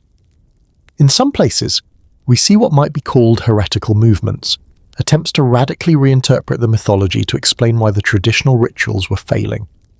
Some inscriptions from this late period show unusual iconographic elements, gods depicted in ways that diverge from centuries of tradition, calendar dates recorded using non-standard systems. These might represent desperate attempts to find new ways of understanding the cosmos that could explain and address the crisis. In other places, there seems to have been a return to more ancient forms of worship. Archaeological evidence shows increased use of caves for ceremonies during this period. Caves had always been sacred to the Maya, portals to Xibalba, places where the boundary between worlds was thin, but they'd been supplemented by the great temple complexes. Now, as the temples fell silent, people returned to the caves, making offerings in dark passages just as their ancestors had done 1,000 years earlier. The last dated monuments from the southern lowland cities read like epitaphs. At Tanina, in what's now Chiapas, Mexico, the final monument was erected in 909 CE, Monument 101, recording the completion of a calendar cycle with the same formulas that had been used for centuries. But this wasn't a confident proclamation of power. The monument is smaller than those from the Golden Age, the carving less refined. It feels like a performance of normalcy, a ritual gesture made because the ritual required it, even though everyone knew the centre could not hold. At Tikal, the last known dated monument is Stela 11, erected in 869 CE. The inscription is partially damaged, but what remains records a ritual performed by the king. Reading it now, knowing that Tikal would be abandoned within a generation, the text feels unbearably sad. This king, performing his ceremonies, erecting his monument, had no way of knowing he was among the last of his line, that the city his ancestors had built and ruled for nearly 1,000 years was in its final decades. The psychological impact on those who lived through this must have been profound. Everything their civilization had taught them turned out to be insufficient. The mythology that promised cosmic order through ritual couldn't prevent the collapse. The divine kings who claimed to commune with the gods couldn't stop the drought or defeat the enemies or prevent the starvation. The calendar system that had tracked time with such precision couldn't predict or prevent catastrophe. Some people must have lost faith entirely. The evidence of deliberately destroyed royal monuments suggests active rejection of the old system. But others must have doubled down, convinced that the crisis meant they hadn't been pious enough, that more extreme measures were needed. The few late inscriptions that mention human sacrifice suggest it might have become more frequent and more desperate in this final period, as if trying to appease gods who seem to have abandoned their people. By 900 CE, the collapse of classic Maya civilization in the southern lowlands was essentially complete. Cities that had been continuously occupied for over 1,000 years were abandoned. The population had crashed. The hieroglyphic writing system, which had recorded Maya history and mythology for centuries, was no longer being used in most areas. The long count calendar, with its dates stretching back to mythical creation and forward to distant futures, stopped being recorded. Time itself, in the Maya sense, had stopped. But, and this is crucial, Maya civilization didn't end. It transformed. In the northern Yucatan, cities continued and even flourished.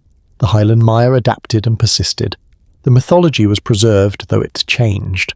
The collapse wasn't extinction, it was metamorphosis, painful and traumatic, but not final. Still, something was lost that could never be recovered. The confidence of the classic period, the certainty that ritual could maintain cosmic order, the magnificent cities with their temples and palaces and ball courts, these were gone. What came after would be different, shaped by the memory of this catastrophe, by the knowledge that even the mightiest cities could fall, that even the most elaborate rituals couldn't guarantee survival. The great southern cities were now being reclaimed by the jungle. Within just a few generations, trees would grow from the tops of pyramids, roots would split apart stone walls, the plazas would disappear under layers of leaves and soil. The silence would be broken only by the calls of howler monkeys and the cries of tropical birds. But the stories would survive, the mythology would persist. And in the northern Yucatan, a new chapter in Maya history was about to begin, one that would incorporate the trauma of the collapse into its worldview, one that would develop new ways of understanding the relationship between humans and gods, one that would eventually meet ships from across the sea carrying a different mythology altogether. There's a moment in every collapse when it becomes undeniable, when pretending things will return to normal becomes impossible. For the southern Maya lowlands, that moment came sometime around 900 CE. Though it arrived at different times in different places, settling over the region like a shroud. Imagine being among the last inhabitants of Tikal around 910 CE. Your grandparents remembered when the great plazas were packed with people during ceremonies, when the markets bustled every day, when the king emerged from his palace in magnificent regalia to perform rituals that kept the cosmos functioning. Your parents saw the decline begin, the droughts, the failed harvests, the wars, the people leaving. But you've known only this diminished world. The palace, once home to hundreds of courtiers and servants, now houses perhaps a dozen people claiming royal lineage but ruling over almost no one. Most of the city is abandoned, the buildings already beginning to deteriorate without constant maintenance. On the rare occasions when ceremonies are performed, a handful of participants gather in plazas that once held thousands. The silence between the stone buildings is oppressive, broken only by the sounds of the encroaching jungle. You know the old stories, the mythology that explained everything. But how do you reconcile those stories with what you see around you? The gods supposedly created humans from maize and placed them in a world where proper ritual would maintain cosmic order. Your ancestors performed those rituals perfectly for centuries, and the civilization flourished. But now, when the rituals are still being performed, when resources allow, everything is falling apart. This is cognitive dissonance at a civilizational scale, and people responded in different ways. Some apparently clung to the old beliefs with increasing fervor. The evidence of desperate ritual activity in the final phases of some sites, elaborate burials, increased sacrifice, the construction of small shrines even as larger temples crumbled, suggests people who believed the solution was more devotion, more perfect ritual performance. Others seem to have rejected the entire system.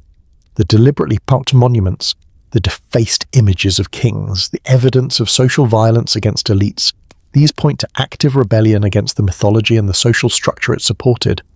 If the divine kings couldn't prevent catastrophe, perhaps they weren't divine after all. If the rituals didn't work, perhaps the gods were a lie. Still others took a different path. They left.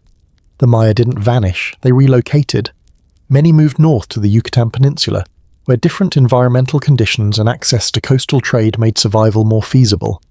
Others moved into the highlands of Guatemala and Chiapas, where rainfall was more reliable.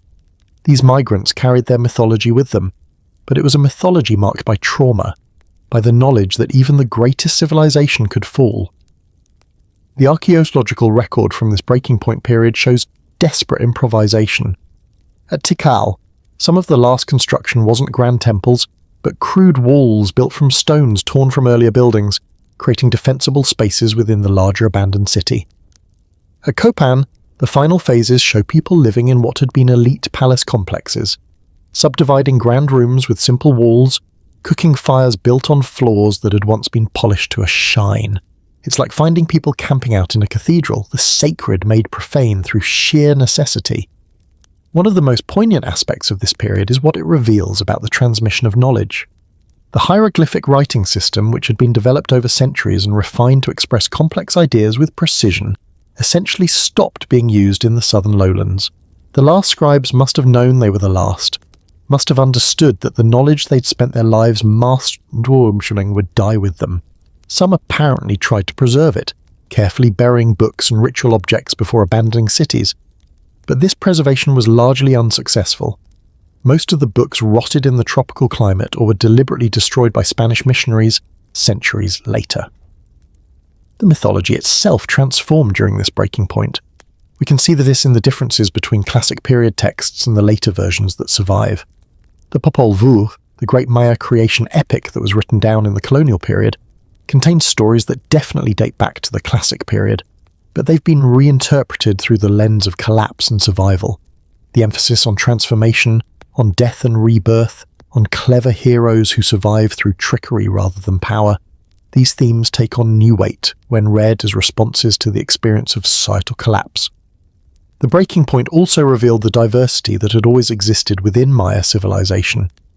As centralized authority collapsed, regional differences became more pronounced. The Maya had never been monolithic. They spoke different languages, had different local gods, developed distinct artistic styles. But during the classic period, there had been enough cultural unity that we can speak of a coherent Maya civilization. After the collapse, that unity fragmented. The Maya world became more clearly a collection of related but distinct peoples, each with their own version of the shared mythology. In the northern Yucatan, cities like Chichen Itza were experiencing their own florescence during this period, developing new architectural styles, new political arrangements, new ways of understanding the relationship between humans and gods. These northern cities absorbed refugees from the south, incorporated their knowledge and traditions, but they also developed something new, a post-classic Maya civilization that was continuous with the classic period but also transformed by it. The transformation extended to religious practice. The monumental religion of the classic period, with its divine kings, its elaborate state ceremonies, its massive temple complexes, became less central. What we see in the post-classic period is more emphasis on personal devotion, household rituals, and smaller-scale ceremonies. The gods didn't change, but the way people approached them did. Religion became less about maintaining cosmic order through state-sponsored ritual, and more about individual and community survival. The economy transformed as well. The tribute systems that had funneled resources to divine kings collapsed with those kings' authority. Trade became more decentralized, with independent merchants replacing court-controlled networks. Craftspeople who had once worked in royal workshops producing prestige goods for ritual and political purposes now produced for broader markets. The economic changes both reflected and reinforced the political and religious transformations. One crucial aspect of the breaking point was environmental.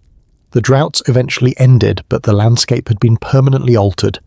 Centuries of intensive agriculture, deforestation and population pressure had degraded the environment in ways that made recovery to classic period population levels impossible.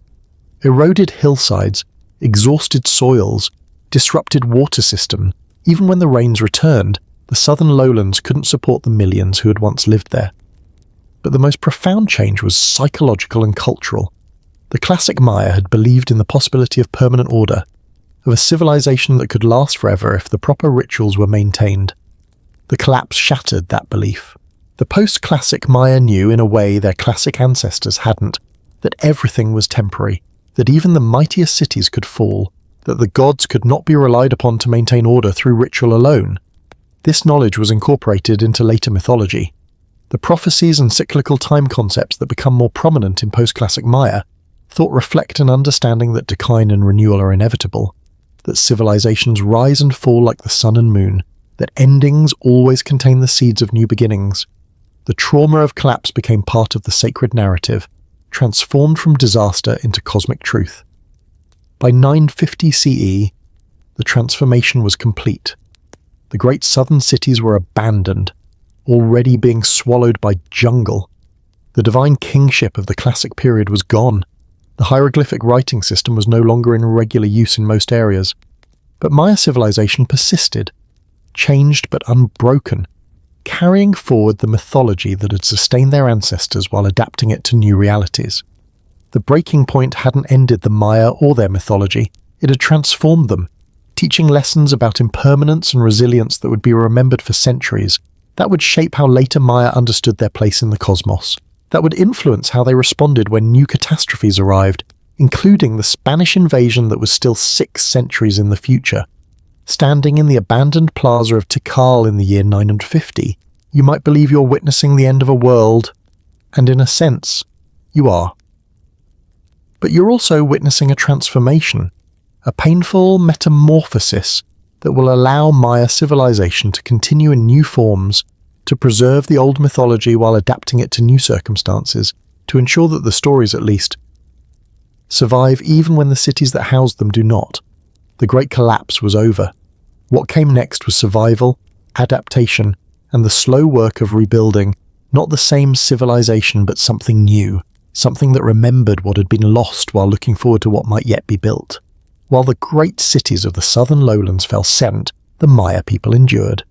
In the northern Yucatan Peninsula, cities like Chichen Itza experienced their golden age precisely when the southern cities were dying.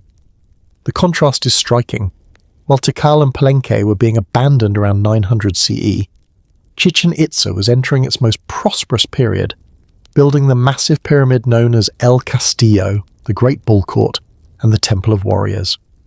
The architecture at Chichen Itza reveals this blending. You can see 2 distinct construction styles, an earlier phase from the terminal classic period, reflecting traditional Puc Maya design, and a later post-classic phase showing influences from central Mexican cultures, possibly the Toltecs. The survivors carried their mythology with them, but it was a mythology marked by trauma. The stories that were preserved, and eventually written down in books like the Popol Vuh centuries later, contained the same gods and creation narratives, but they'd been reinterpreted through the lens of collapse. The emphasis on cycles of creation and destruction, on worlds that end only to be reborn, on the necessity of sacrifice to maintain even temporary order, these themes took on deeper resonance for people who had witnessed the fall of their civilization. The dispersal wasn't just geographic, it was also social and cultural. The hieroglyphic writing system, which had been the province of elite scribes in the classic period, largely fell out of use in most areas. By 1000 CE, few people could still read the glyphs that covered the monuments their ancestors had erected. The knowledge didn't disappear entirely. It was preserved by a small number of specialists, primarily in the northern Yucatan, but it became far less central to Maya civilization than it had been during the classic period. What replaced the elaborate hieroglyphic text was oral tradition. The mythology, the historical narratives, the astronomical knowledge, all of this continued to be transmitted, but now through spoken words, through ritual performances, through teaching from one generation to the next. In some ways, this made the knowledge more flexible, more able to adapt to changing circumstances, but it also made it more vulnerable to loss. The religious practices that survived were often more localized and personal than the state-sponsored ceremonies of the classic period. Family shrines became more important.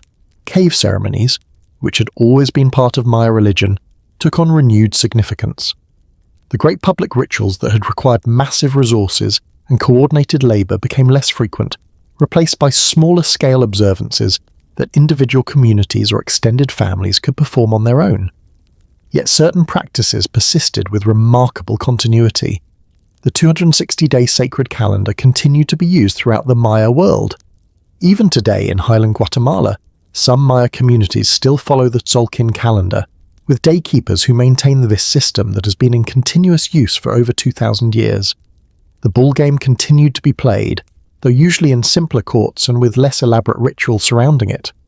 The gods were still worshipped, still offered incense and prayers, still believed to influence human affairs. In the highlands of Guatemala, Maya groups like the Quiche, Chaac, and Mam established new kingdoms during the post-classic period. These highland states developed their own political systems, less centralized than the classic period divine kingships, but still organized around the fundamental Maya cosmological principles. They built new cities, fought their own wars, created their own art and architecture. The classic Maya civilization had fallen, but Maya civilization itself continued, vital and creative.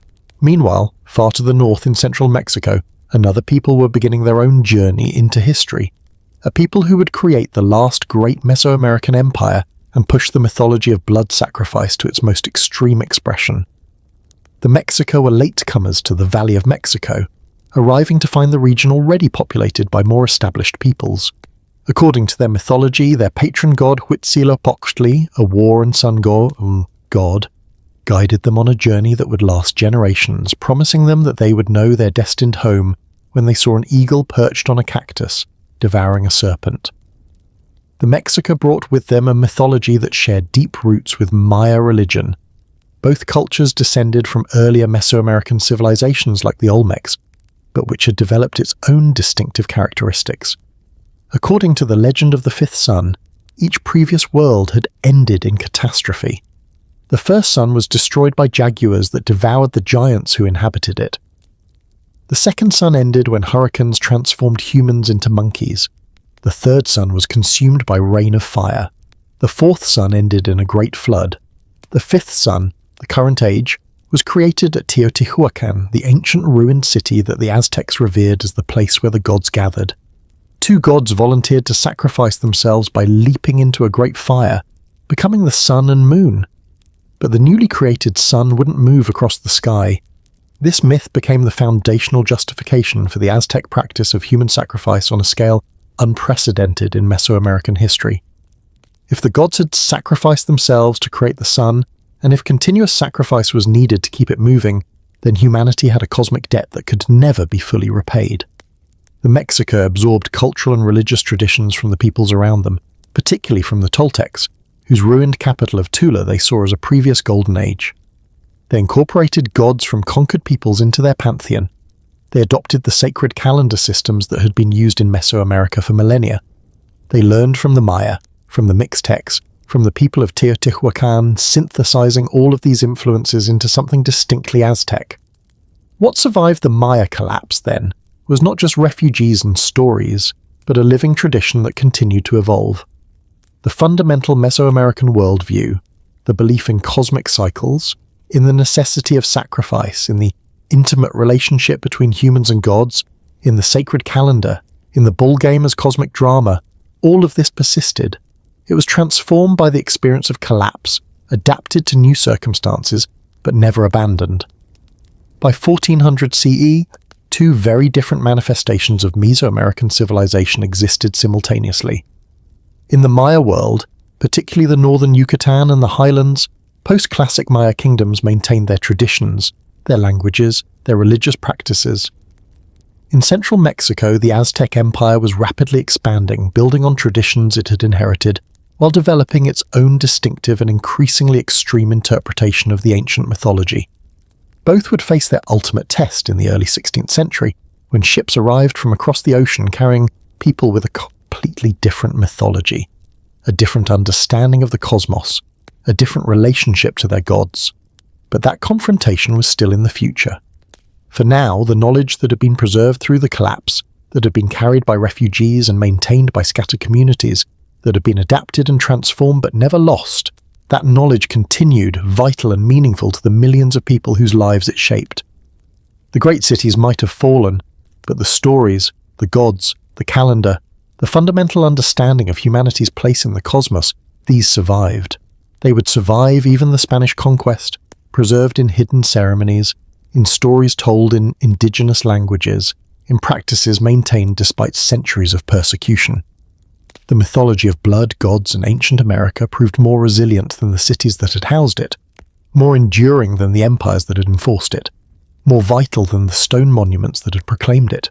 The Aztec Empire rose with stunning speed in the 15th century, transforming from a marginalized island city into the dominant power in Mesoamerica in less than 100 years. The city that Spanish conquistadors first saw in 1519 astonished them. Tenochtitlan was built on a grid pattern with canals functioning as streets, great temple pyramids rising from the center, markets where tens of thousands gathered daily, aqueducts bringing fresh water from the mainland, floating gardens called chinampas, producing abundant food. But what really defined the Aztec Empire wasn't its architectural splendor. It was its interpretation of the ancient Mesoamerican mythology, pushed to an extreme that shocked even other indigenous peoples. The mythology demanded it. The fifth sun would end in earthquakes and destruction unless humanity fed the gods with blood. Huitzilopochtli, the Aztec patron deity, required constant nourishment to fight his nightly battle against the forces of darkness. The scale of Aztec sacrifice was unprecedented. At the dedication of the expanded Templo Mayor in Tenochtitlan in 1487, chroniclers recorded that tens of thousands of captives were sacrificed over 4 days, though this number is debated by modern scholars. Whether the exact numbers are accurate or exaggerated, the Aztecs themselves wanted to project an image of sacrifice on a massive scale. It was central to their identity as the people who maintained cosmic order.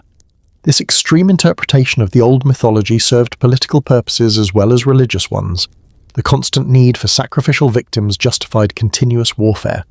The Aztec flower wars were fought specifically to capture enemies for sacrifice. Conquered peoples were required to provide tribute, including human beings. The entire imperial system was structured around acquiring and distributing sacrificial victims. But the Aztecs were also inheritors and preservers of ancient knowledge. They collected books from earlier civilizations. They studied the ruins of Teotihuacan and tried to understand the people who had built it.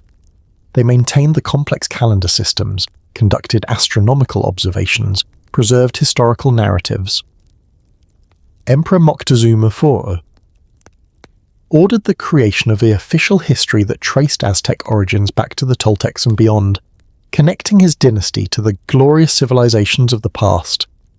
The arrival of Hernan Cortés in 1519 initiated a catastrophe that would make the Maya collapse look gradual by comparison. Within just 2 years, the Aztec Empire had fallen. When Tenochtitlan fell on August 13, 1521, after a siege that reduced the magnificent city to ruins, it marked not just a political conquest but a cosmological crisis. The Aztec mythology had promised that proper sacrifice would maintain cosmic order. The priests had performed the rituals correctly, the victims had been offered to the gods. The Spanish conquest was followed by systematic destruction of indigenous religion. Temples were demolished, their stones used to build Catholic churches. Codices, the bark paper books that contained mythology, history, and astronomical knowledge, were burned by the thousands by zealous friars who saw them as works of the devil. Priests who maintained the old religion were executed. Public practice of indigenous ceremonies was forbidden under penalty of death. But the mythology didn't die, it went underground, became hidden, blended with Catholic practices in ways the Spanish missionaries didn't always recognize. The Virgin of Guadalupe appeared to an indigenous man on a hill that had been sacred to Tenantzin, an Aztec mother goddess. Catholic saints were sometimes conflated with pre-Columbian deities. The sacred calendar continued to be kept in secret. Family ceremonies honoring ancestors persisted behind closed doors. Some Spanish friars, recognizing that indigenous knowledge was being lost, worked with indigenous informants to preserve it. Bernardino de Sahagún spent decades in the mid-16th century interviewing Aztec elders and recording their accounts of history, religion, and daily life in both Nahuatl and Spanish. His work, now known as the Florentine Codex, preserves enormous amounts of information about Aztec culture that would otherwise have been lost completely. In the Maya world, the conquest was more gradual.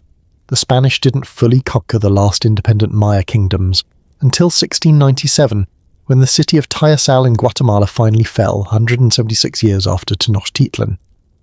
This longer transition period allowed more knowledge to be preserved. Maya nobles learned to write their language using the Spanish alphabet, creating documents that recorded their history, mythology, and land claims. The Popol Vuh, the great Quiche Maya creation epic, was written down in the mid-16th century by indigenous authors using the Spanish alphabet. The text preserves mythology that clearly dates back to the classic period, including the adventures of the hero twins in Xibalba, the creation of humans from maize, the cosmic bull game.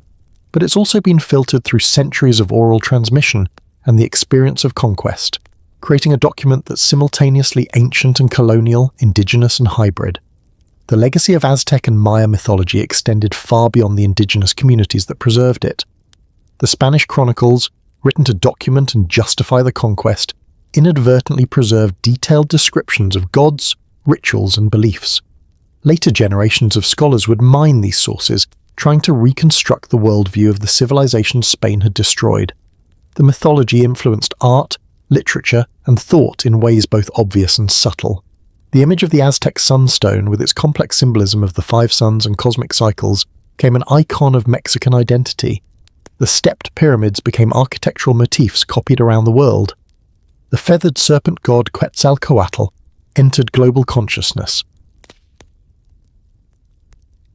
appearing in everything from academic treatises to popular fiction. The mythology also provided tools for resistance and identity. During Mexico's struggle for independence from Spain in the early 19th century, revolutionaries drew on pre-Columbian imagery and mythology to create a distinctly Mexican identity separate from Spanish colonialism. The eagle devouring a serpent on a cactus, the Aztec founding myth, became Mexico's national symbol. Indigenous heritage, which had been denigrated for 3 centuries, was suddenly celebrated as the true foundation of Mexican identity. For Maya communities that maintained their languages and traditions despite centuries of persecution, the old mythology continued to provide meaning and structure.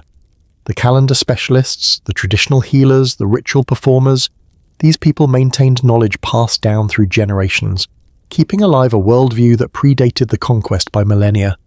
Even today, in highland Guatemala and other areas, indigenous Maya communities conduct ceremonies that would be recognizable to their classic period ancestors, using the same 260-day calendar, honoring the same sacred directions, making offerings to gods whose names have been spoken for over 2,000 years.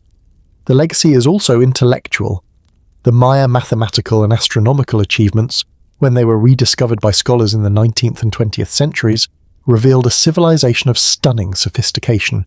The concept of zero, the accurate astronomical calculations, the complex writing system, all of this challenged Western assumptions about the intellectual capabilities of indigenous American civilizations, but perhaps the deepest legacy is philosophical. The Aztec and Maya mythologies represented a radically different way of understanding humanity's relationship to the cosmos. Where Western thought increasingly separated the human from the natural, the sacred from the profane, the Mesoamerican worldview saw all of reality as interconnected, alive with meaning, requiring constant ritual attention to maintain balance. The idea that humans have obligations to the cosmos, that our actions ripple out into the fabric of reality itself, this remains a powerful alternative to modern individualism and materialism. The mythology of blood sacrifice, so shocking to European sensibilities, also carried a profound message that nothing comes without cost, that life requires death, that creation demands destruction, that the cosmos doesn't owe us anything, and our existence is made possible only through the sacrifices of those who came before us. Stripped of the literal practice of cutting out human hearts, the underlying philosophy speaks to truths about reciprocity, debt, and the price of existence that remain relevant. The legacy lives on in the millions of people who speak Mayan languages today, in the Nahuatl words that have entered Spanish and English, in the continued celebration of the Day of the Dead, which blends Catholic and indigenous traditions, in the archaeological sites that draw millions of visitors who stand in awe before pyramids built by people trying to connect Earth to heaven, in the scholarly debates about what these civilizations achieved and what their downfall teaches us. The great cities fell, the empires ended, the human sacrifices ceased, but the mythology, transformed and adapted, preserved in fragments and memories, continued to shape how millions of people understood their place in the cosmos. The gods didn't die with the civilizations that worshipped them. They became part of history, part of heritage, part of the complex tapestry of human attempts to make meaning in an uncertain universe. For centuries after the conquest, the ruins of ancient Mesoamerican civilizations were known only to local populations and the occasional Spanish chronicler. The jungle reclaimed the cities. Tikal, Palenque, Copan, these magnificent centers of classic Maya civilization were lost to outside knowledge, buried under centuries of vegetation, visited only by farmers who sometimes carved their homes into ancient temples without understanding what they were. The rediscovery began in earnest in the 19th century. John Lloyd Stephens, an American lawyer and amateur archaeologist, and Frederick Catherwood, a British artist, travelled through Central America in the 1840s, documenting ruined cities that astonished them with their scale and sophistication. Stephens's books, illustrated with Catherwood's detailed drawings of carved monuments and architectural features, introduced the world to the Maya and sparked fascination that has never subsided. What surprised early explorers was that these ruins existed at all. Western assumptions held that indigenous Americans had been primitive, incapable of creating complex civilizations.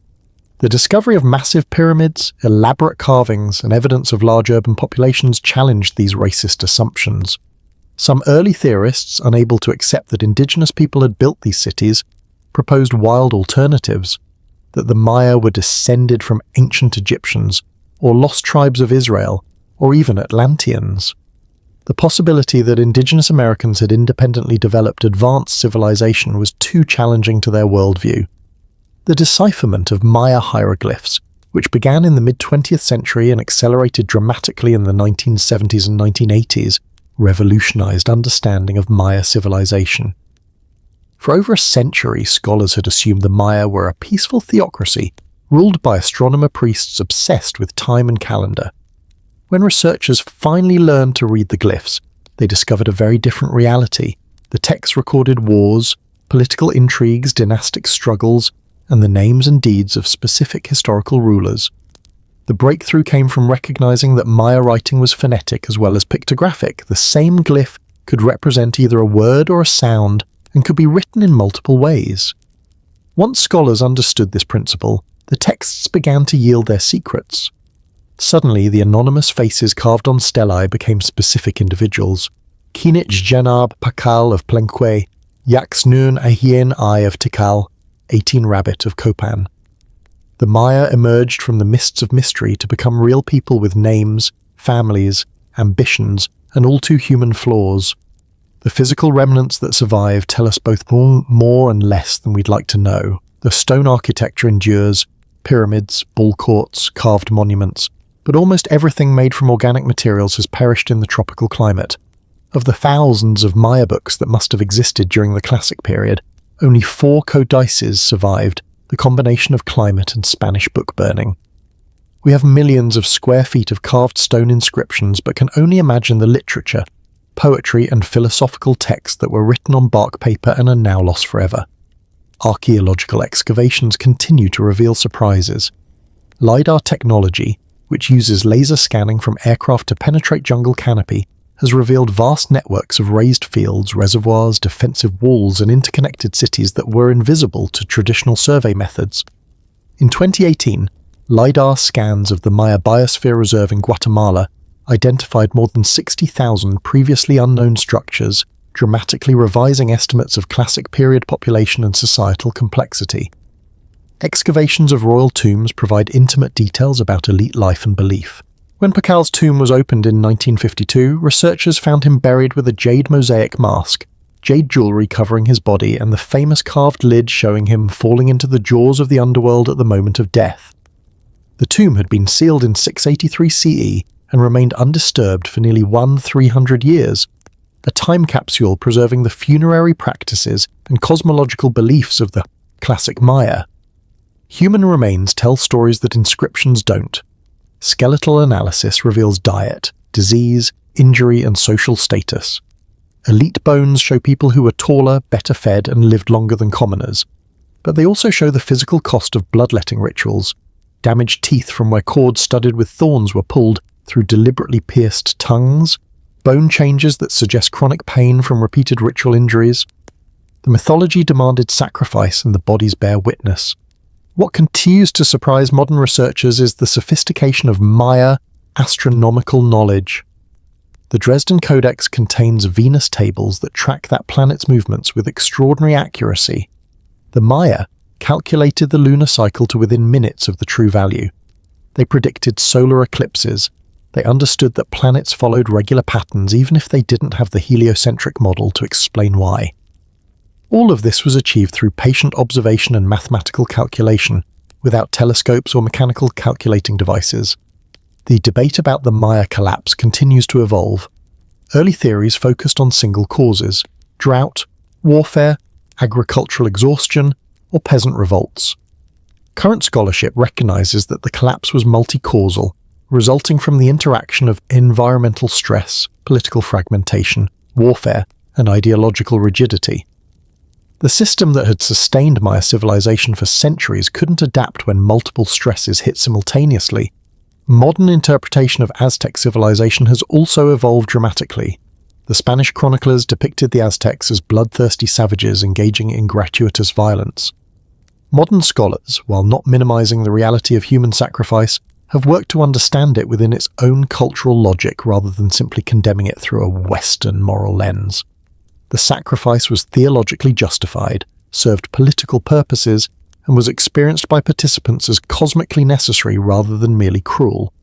The Sunstone, also known as the Aztec calendar stone, continues to fascinate researchers. This massive carved disc, weighing over 24 tons, encodes complex cosmological information about the 5 suns, the calendar systems, and the Aztec understanding of cosmic time. It was buried during the conquest, rediscovered in 1790 during construction work in Mexico City, and has since become one of the most iconic symbols of ancient Mexico, endlessly analysed, interpreted, and reinterpreted. What scholars still debate is the extent to which the extreme emphasis on sacrifice was central to Aztec civilization from the beginning, or whether it intensified over time, perhaps in response to the stresses of rapid imperial expansion. Some evidence suggests that sacrifice rates increased dramatically in the decades before the Spanish arrival, possibly indicating that the ideology was being pushed to unsustainable extremes. The rediscovery isn't finished. New sites are still being found, particularly in remote jungle areas. Existing sites continue to yield new information as excavation techniques improve and technologies like ground-penetrating radar reveal structures still buried beneath rubble and soil. Every year brings new discoveries that refine or challenge our understanding. Perhaps most importantly, modern interpretation increasingly incorporates indigenous voices. For too long, Western scholars studied these civilizations as dead cultures, archaeological puzzles to be solved. But the Maya aren't extinct. Millions of Maya people live in Mexico, Guatemala, Belize, and Honduras today, speaking Mayan languages and maintaining cultural traditions with deep roots in the past. Contemporary Maya scholars and community members are increasingly involved in interpreting their own heritage, sometimes challenging Western archaeological interpretations with traditional knowledge passed down through generations. The mythology that seemed so alien to early Spanish chroniclers appears less strange in light of comparative religion and anthropology. The idea of cosmic cycles, of worlds that end and are reborn, appears in multiple cultures worldwide. The practice of sacrifice to maintain cosmic order, while extreme in the Aztec case, reflects a logic about reciprocity between humans and gods that's common to many religious systems. Even the calendar obsession makes sense once you understand time, not as neutral background, but as a living force with personality and power. What the rediscovery and modern interpretation reveal is a civilization, actually multiple related civilizations, of stunning sophistication and tragic vulnerability. The Maya-built cities rivaling anything in the contemporary Old World developed intellectual achievements that weren't matched in Europe for centuries, created art of breathtaking beauty, and constructed a mythology that provided meaning for millions of lives across more than 1,000 years. Yet they couldn't prevent their own collapse when environmental and political stresses overwhelmed their capacity to adapt. The Aztecs created an empire and a capital city that astonished even their enemies, preserved and synthesized knowledge from earlier civilizations, and pushed the logic of their mythology to its ultimate expression. Yet their empire lasted less than a century before being destroyed by a force they had never imagined possible. The ruins remain, silent witnesses to both achievement and loss. The mythology survives in fragments, in texts written down just before or just after the conquest, in practices still maintained by indigenous communities, in the archaeological record of temples and tombs.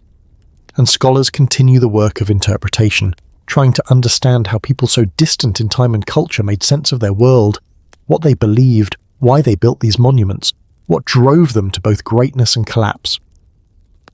The rediscovery is ongoing, the interpretation never final.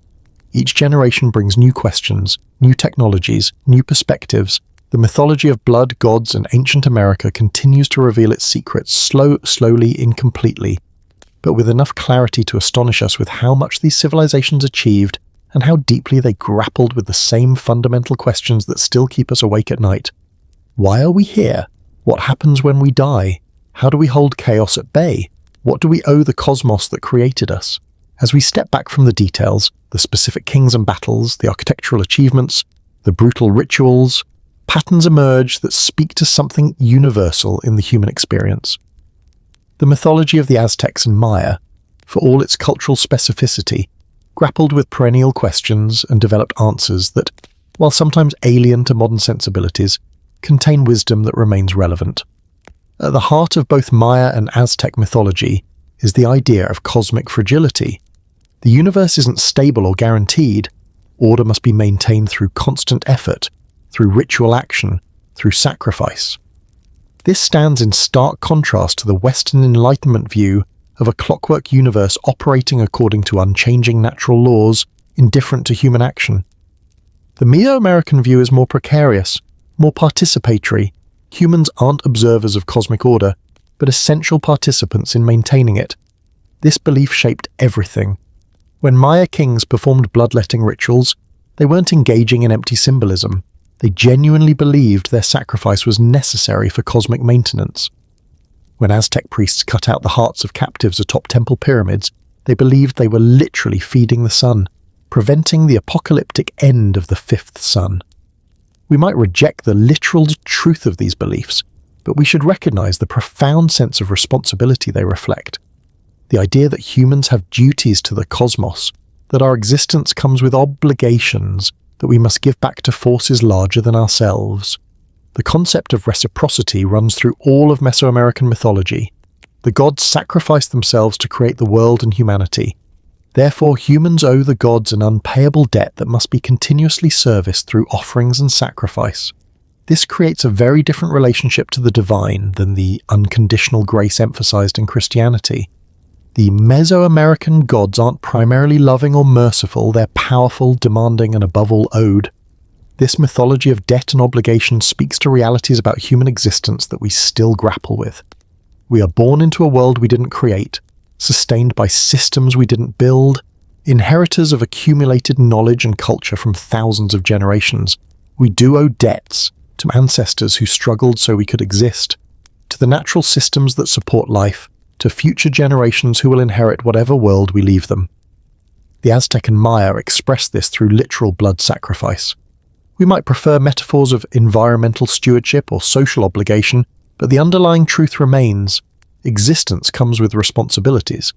The cyclical view of time embedded in Mesoamerican mythology also carries profound implications. Western culture tends toward linear, progressive time. History is going somewhere, things are getting better, or worse. Time has a beginning and will have an end. The Maya and Aztecs thought in cycles. The calendar wheels turned, bringing favorable and unfavorable days in predictable patterns. Worlds were created and destroyed repeatedly. What had happened before would happen again. This cyclical view can seem fatalistic, but it also carries wisdom about impermanence and renewal. Civilizations rise and fall. The Maya knew this from experience, having seen their own great cities collapse. The Aztecs encoded it in the myth of the five suns, each world ending in catastrophe. Rather than denying impermanence, the mythology embraced it. Everything ends, and then something new begins. The question isn't whether decline will come, but how we conduct ourselves in the knowledge that nothing lasts forever. The Maya collapse itself offers lessons that resonate today. A sophisticated civilization, convinced of its own permanence, pushed environmental and social systems to their limits, while trapped in an ideology that prevented adaptive change. When multiple stresses hit simultaneously, environmental degradation, climate change, political fragmentation, warfare, the system couldn't adjust because adjustment would require abandoning the fundamental premises that gave meaning to everything. We see echoes of this pattern in our own time. Civilizations convinced of their own permanence, ideologies so deeply embedded they shape perception itself, environmental pressures building, political fragmentation increasing, yet finding adaptation difficult because it would require questioning foundational assumptions. The Maya didn't have the knowledge or technology to solve their crisis, but they also couldn't imagine solutions that fell outside their cosmological framework. How confident should we be that we're any different? The extreme Aztec emphasis on sacrifice, pushing the logic of their mythology to brutal extremes, also teaches about the dangers of ideological rigidity. The theology demanded blood to maintain cosmic order. The imperial system required constant warfare to acquire sacrificial victims. The two reinforced each other, creating a cycle that intensified over time. By the time of the conquest, the Aztec Empire had made itself so hated by subject peoples that thousands of indigenous warriors eagerly allied with Cortés. The mythology that was supposed to maintain order ultimately contributed to the empire's destruction. This pattern of ideologies that serve useful purposes initially, but become destructive when pushed to extremes, appears throughout history. The Aztec case is particularly vivid, but the underlying dynamic is universal. Any belief system that can't recognize its own limits, that interprets every problem as requiring more of the same solution, risks becoming self-destructive. Yet we should also recognize the genuine meaning and purpose these mythologies provided. For the millions of people who believed in them, the mythology of blood and sacrifice wasn't a burden imposed by cynical elites. It was a framework that explained suffering, gave meaning to death, connected individual lives to cosmic drama, provided purpose and structure and community. When we reduce it simply to religion as social control, we miss the genuine spiritual hunger it addressed.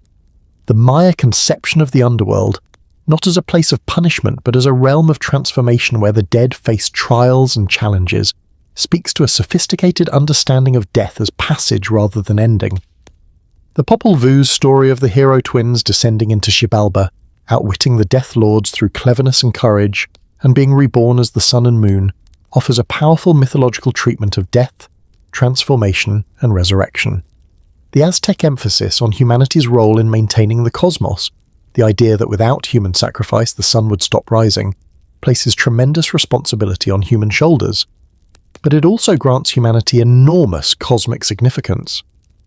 You aren't a passive creature in an indifferent universe. Your actions matter. Your sacrifices have meaning.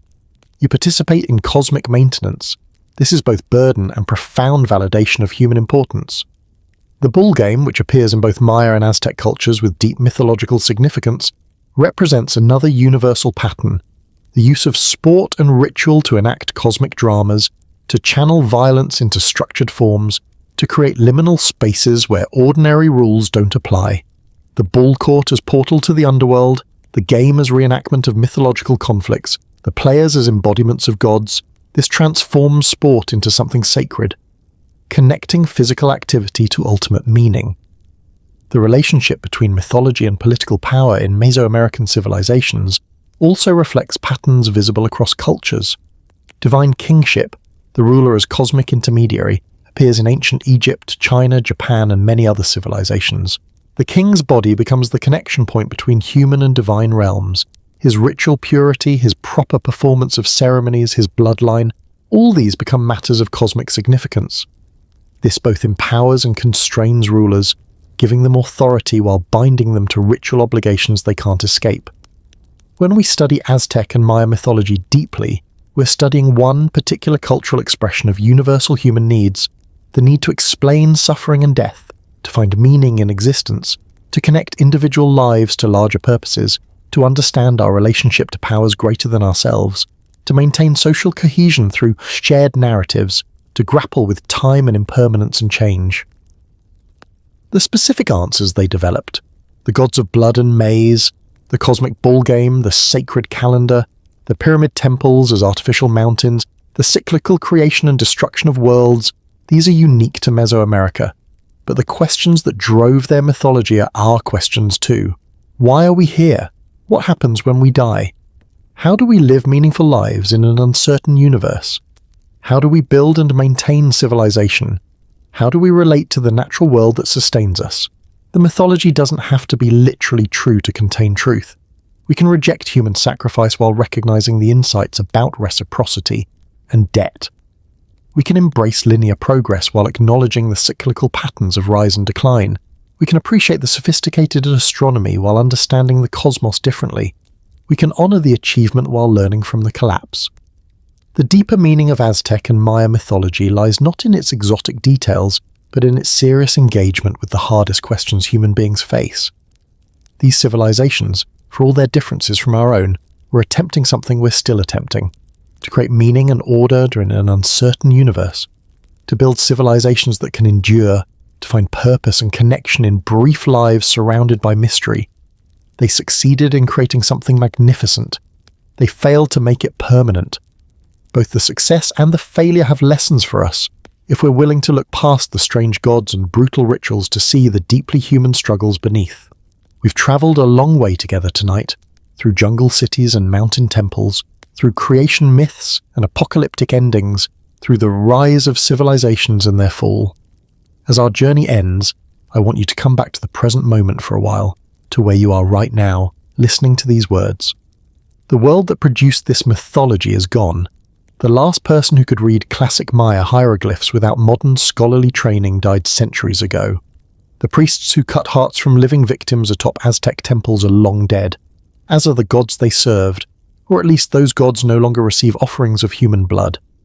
The great cities have been ruins for so long that the ruins themselves seem eternal, as if they were always broken, always silent, always being slowly consumed by jungle and time. Yet something persists. Stand in the plaza at Tikal at dawn, as the howler monkeys begin their calls and mist rises from the jungle canopy, and you can feel it. The weight of all those centuries, all those lives, all that effort to build something permanent. The pyramids still rise toward the sky, still marking the relationship between earth and heaven, even if no priest climbs them anymore to offer blood. The stones remember, even if we've forgotten how to hear what they're saying, or walk through the ruins of Tenochtitlan, now buried beneath Mexico City, fragmented into archaeological sites scattered among modern buildings, and you're walking on layer upon layer of human meaning. Aztec temples beneath Spanish churches, beneath modern museums, each generation building atop the ruins of what came before, each believing their construction would last forever. What makes this mythology beautiful and tragic is the sincerity of the belief. The Maya kings who pierced their tongues with stingray spines genuinely believed their blood sustained cosmic order. The Aztec priests who cut out hearts truly thought they were preventing apocalypse. They weren't cynical manipulators or sadists. They were desperately sincere, doing what they believed was necessary to maintain the universe. And when it didn't work, when the droughts came anyway, when the cities fell, when the Spanish ships arrived, the mythology couldn't explain it. Or rather, it could only explain it as insufficient devotion, as the need for more sacrifice, more ritual, more desperate attempts to appease gods who seemed to have abandoned their people. The ideology that had sustained civilization for centuries became a trap when circumstances changed and adaptation required questioning the unquestionable. Yet we should be careful about feeling superior. Every civilization believes its own myths with the same sincerity. We believe in progress, in growth, in technological solutions, in the power of markets or democracy or science to solve our problems. These beliefs shape our actions as profoundly as the Fifth Sun mythology shaped Aztec behavior. We're as embedded in our own ideological frameworks as the Maya were in theirs. We're as convinced of our permanence as they were of theirs, and we're equally vulnerable to catastrophic change that our belief systems haven't prepared us to handle. The mythology of blood, gods, and ancient America speaks across the centuries not because it's complete, but because it's human. The questions it grapples with are our questions. The fears it addresses are our fears. The hope it embodies, that through proper action, through sacrifice and ritual and devotion, we can maintain order and prevent chaos. That hope is universal, even if the specific forms it takes vary across cultures. What survives now is memory, and memory is a strange thing. It's not the same as history. History is what happened. Memory is what we choose to preserve, what we find meaningful, what connects us to those who came before. The Aztec and Maya who live today remember their ancestors differently than Spanish chroniclers recorded them, differently than archaeologists reconstruct them, differently than tourists imagine them. And perhaps that's appropriate. These civilizations were never monolithic. They were collections of individual humans, farmers and kings, scribes and warriors, mothers and children, each with their own hopes and fears, each trying to make sense of existence, each embedded in a mythology that gave meaning to their brief lives. The mythology itself evolved, changed, adapted, was interpreted and reinterpreted across centuries and across the diverse landscapes of Mesoamerica. What we've explored tonight is one version of that mythology, reconstructed from stone inscriptions and colonial chronicles and archaeological evidence and the traditions preserved by indigenous communities. But it's partial, incomplete, filtered through time and translation, and our own assumptions about what matters, the full reality of what these civilizations believed, how they understood their world, what it felt like to live inside this mythology, that's lost, irretrievable, beyond even the most sophisticated scholarship to fully reconstruct. But fragments remain, enough to astonish us, enough to make us think, enough to remind us that human beings have always grappled with mystery and tried to create meaning in an uncertain universe. The gods of maize and rain, of war and wind, of death and resurrection. These aren't our gods, but the impulse to imagine them, to create elaborate narratives about cosmic origins and destinies, to build temples that connect earth to sky, to sacrifice for purposes larger than ourselves. That impulse is profoundly human. The temples are ruins now, the gods silent, the great cities reclaimed by jungle. But the sky still lightens every morning, much as it did when Maya priests watched for the first light, calculating the exact moment of sunrise with astronomical precision. The stars still wheel overhead in patterns that Aztec astronomers tracked and recorded. The cycles continue, indifferent to the civilizations that rise and fall beneath them. If there's wisdom in this mythology, it might be this: everything is temporary. Civilizations, empires, cities, even gods, all subject to cycles of creation and destruction. What we build will fall, what we believe will be forgotten, or transformed beyond recognition. The cosmic order we try to maintain will eventually fail no matter how perfectly we perform the rituals. The fifth sun will end and something else will begin. But that doesn't make the building meaningless, or the believing worthless, or the effort futile. The Maya and Aztecs created something magnificent, something that still moves us centuries after it ended. They grappled seriously with profound questions. They built cities that touched the sky and developed intellectual systems of stunning sophistication. They created art that still takes our breath away. They lived lives of meaning and purpose within their mythology, even if that mythology couldn't prevent catastrophe. Perhaps that's enough. Perhaps it has to be. We're all building temporary monuments, believing provisional truths, trying to hold chaos at bay for just a little while longer. The Maya and Aztecs did it with more beauty and more terror than most, pushing both achievement and ideology to extremes. But the fundamental human project, creating meaning in the face of mystery, building order against entropy, connecting brief individual lives to narratives larger than ourselves, that was the same project we're still engaged in. So as you finish listening tonight, wherever you are, whatever time it is, think about the questions these civilizations grappled with.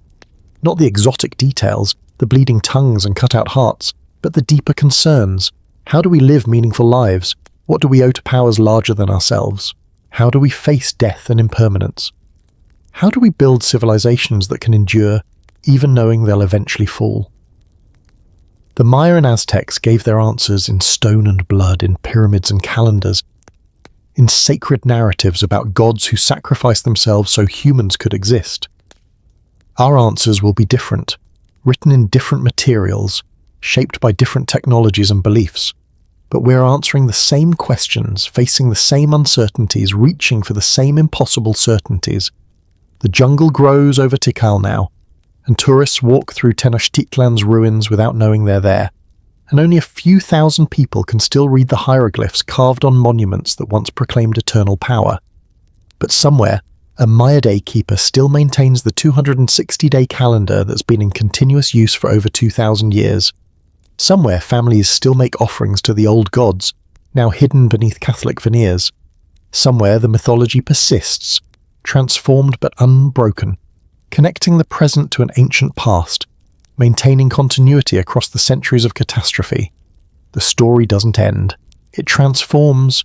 The gods change names, the rituals adapt, the meanings shift, but the fundamental human impulse to create sacred narratives, to imagine our relationship to the cosmos, to build meaning from mystery that continues, as vital now as when the first pyramids were rising from the jungle, as necessary as when the first bloodletting rituals were performed, as human as the first telling of how the gods created the world from darkness and chaos. Thank you for traveling this journey with me tonight. I hope you'll carry something from it. Not necessarily belief, but perhaps wonder at what humans can create and what we can endure, at how meaning gets made and how it gets lost, at the beautiful and terrible things we do in our attempts to hold chaos at bay. Sleep well, knowing that the cosmos doesn't require your blood to make the sun rise tomorrow, but also knowing that the questions these ancient peoples grappled with, those are still your questions, still worthy of the same seriousness and imagination, still demanding answers even though perfect answers will never come. The temples are silent, the sacrifices have ended, but the sky still holds mysteries and humans still look up at it wondering, still trying to understand our place in it all, still building meaning from the materials our cultures provide. The story of Aztec and Maya mythology is finished, but the larger story of humans creating meaning in an uncertain universe, that story continues, and you're part of it, whether you realize it or not, just as they were, just as we all are. Good night, friend. Thank you for listening.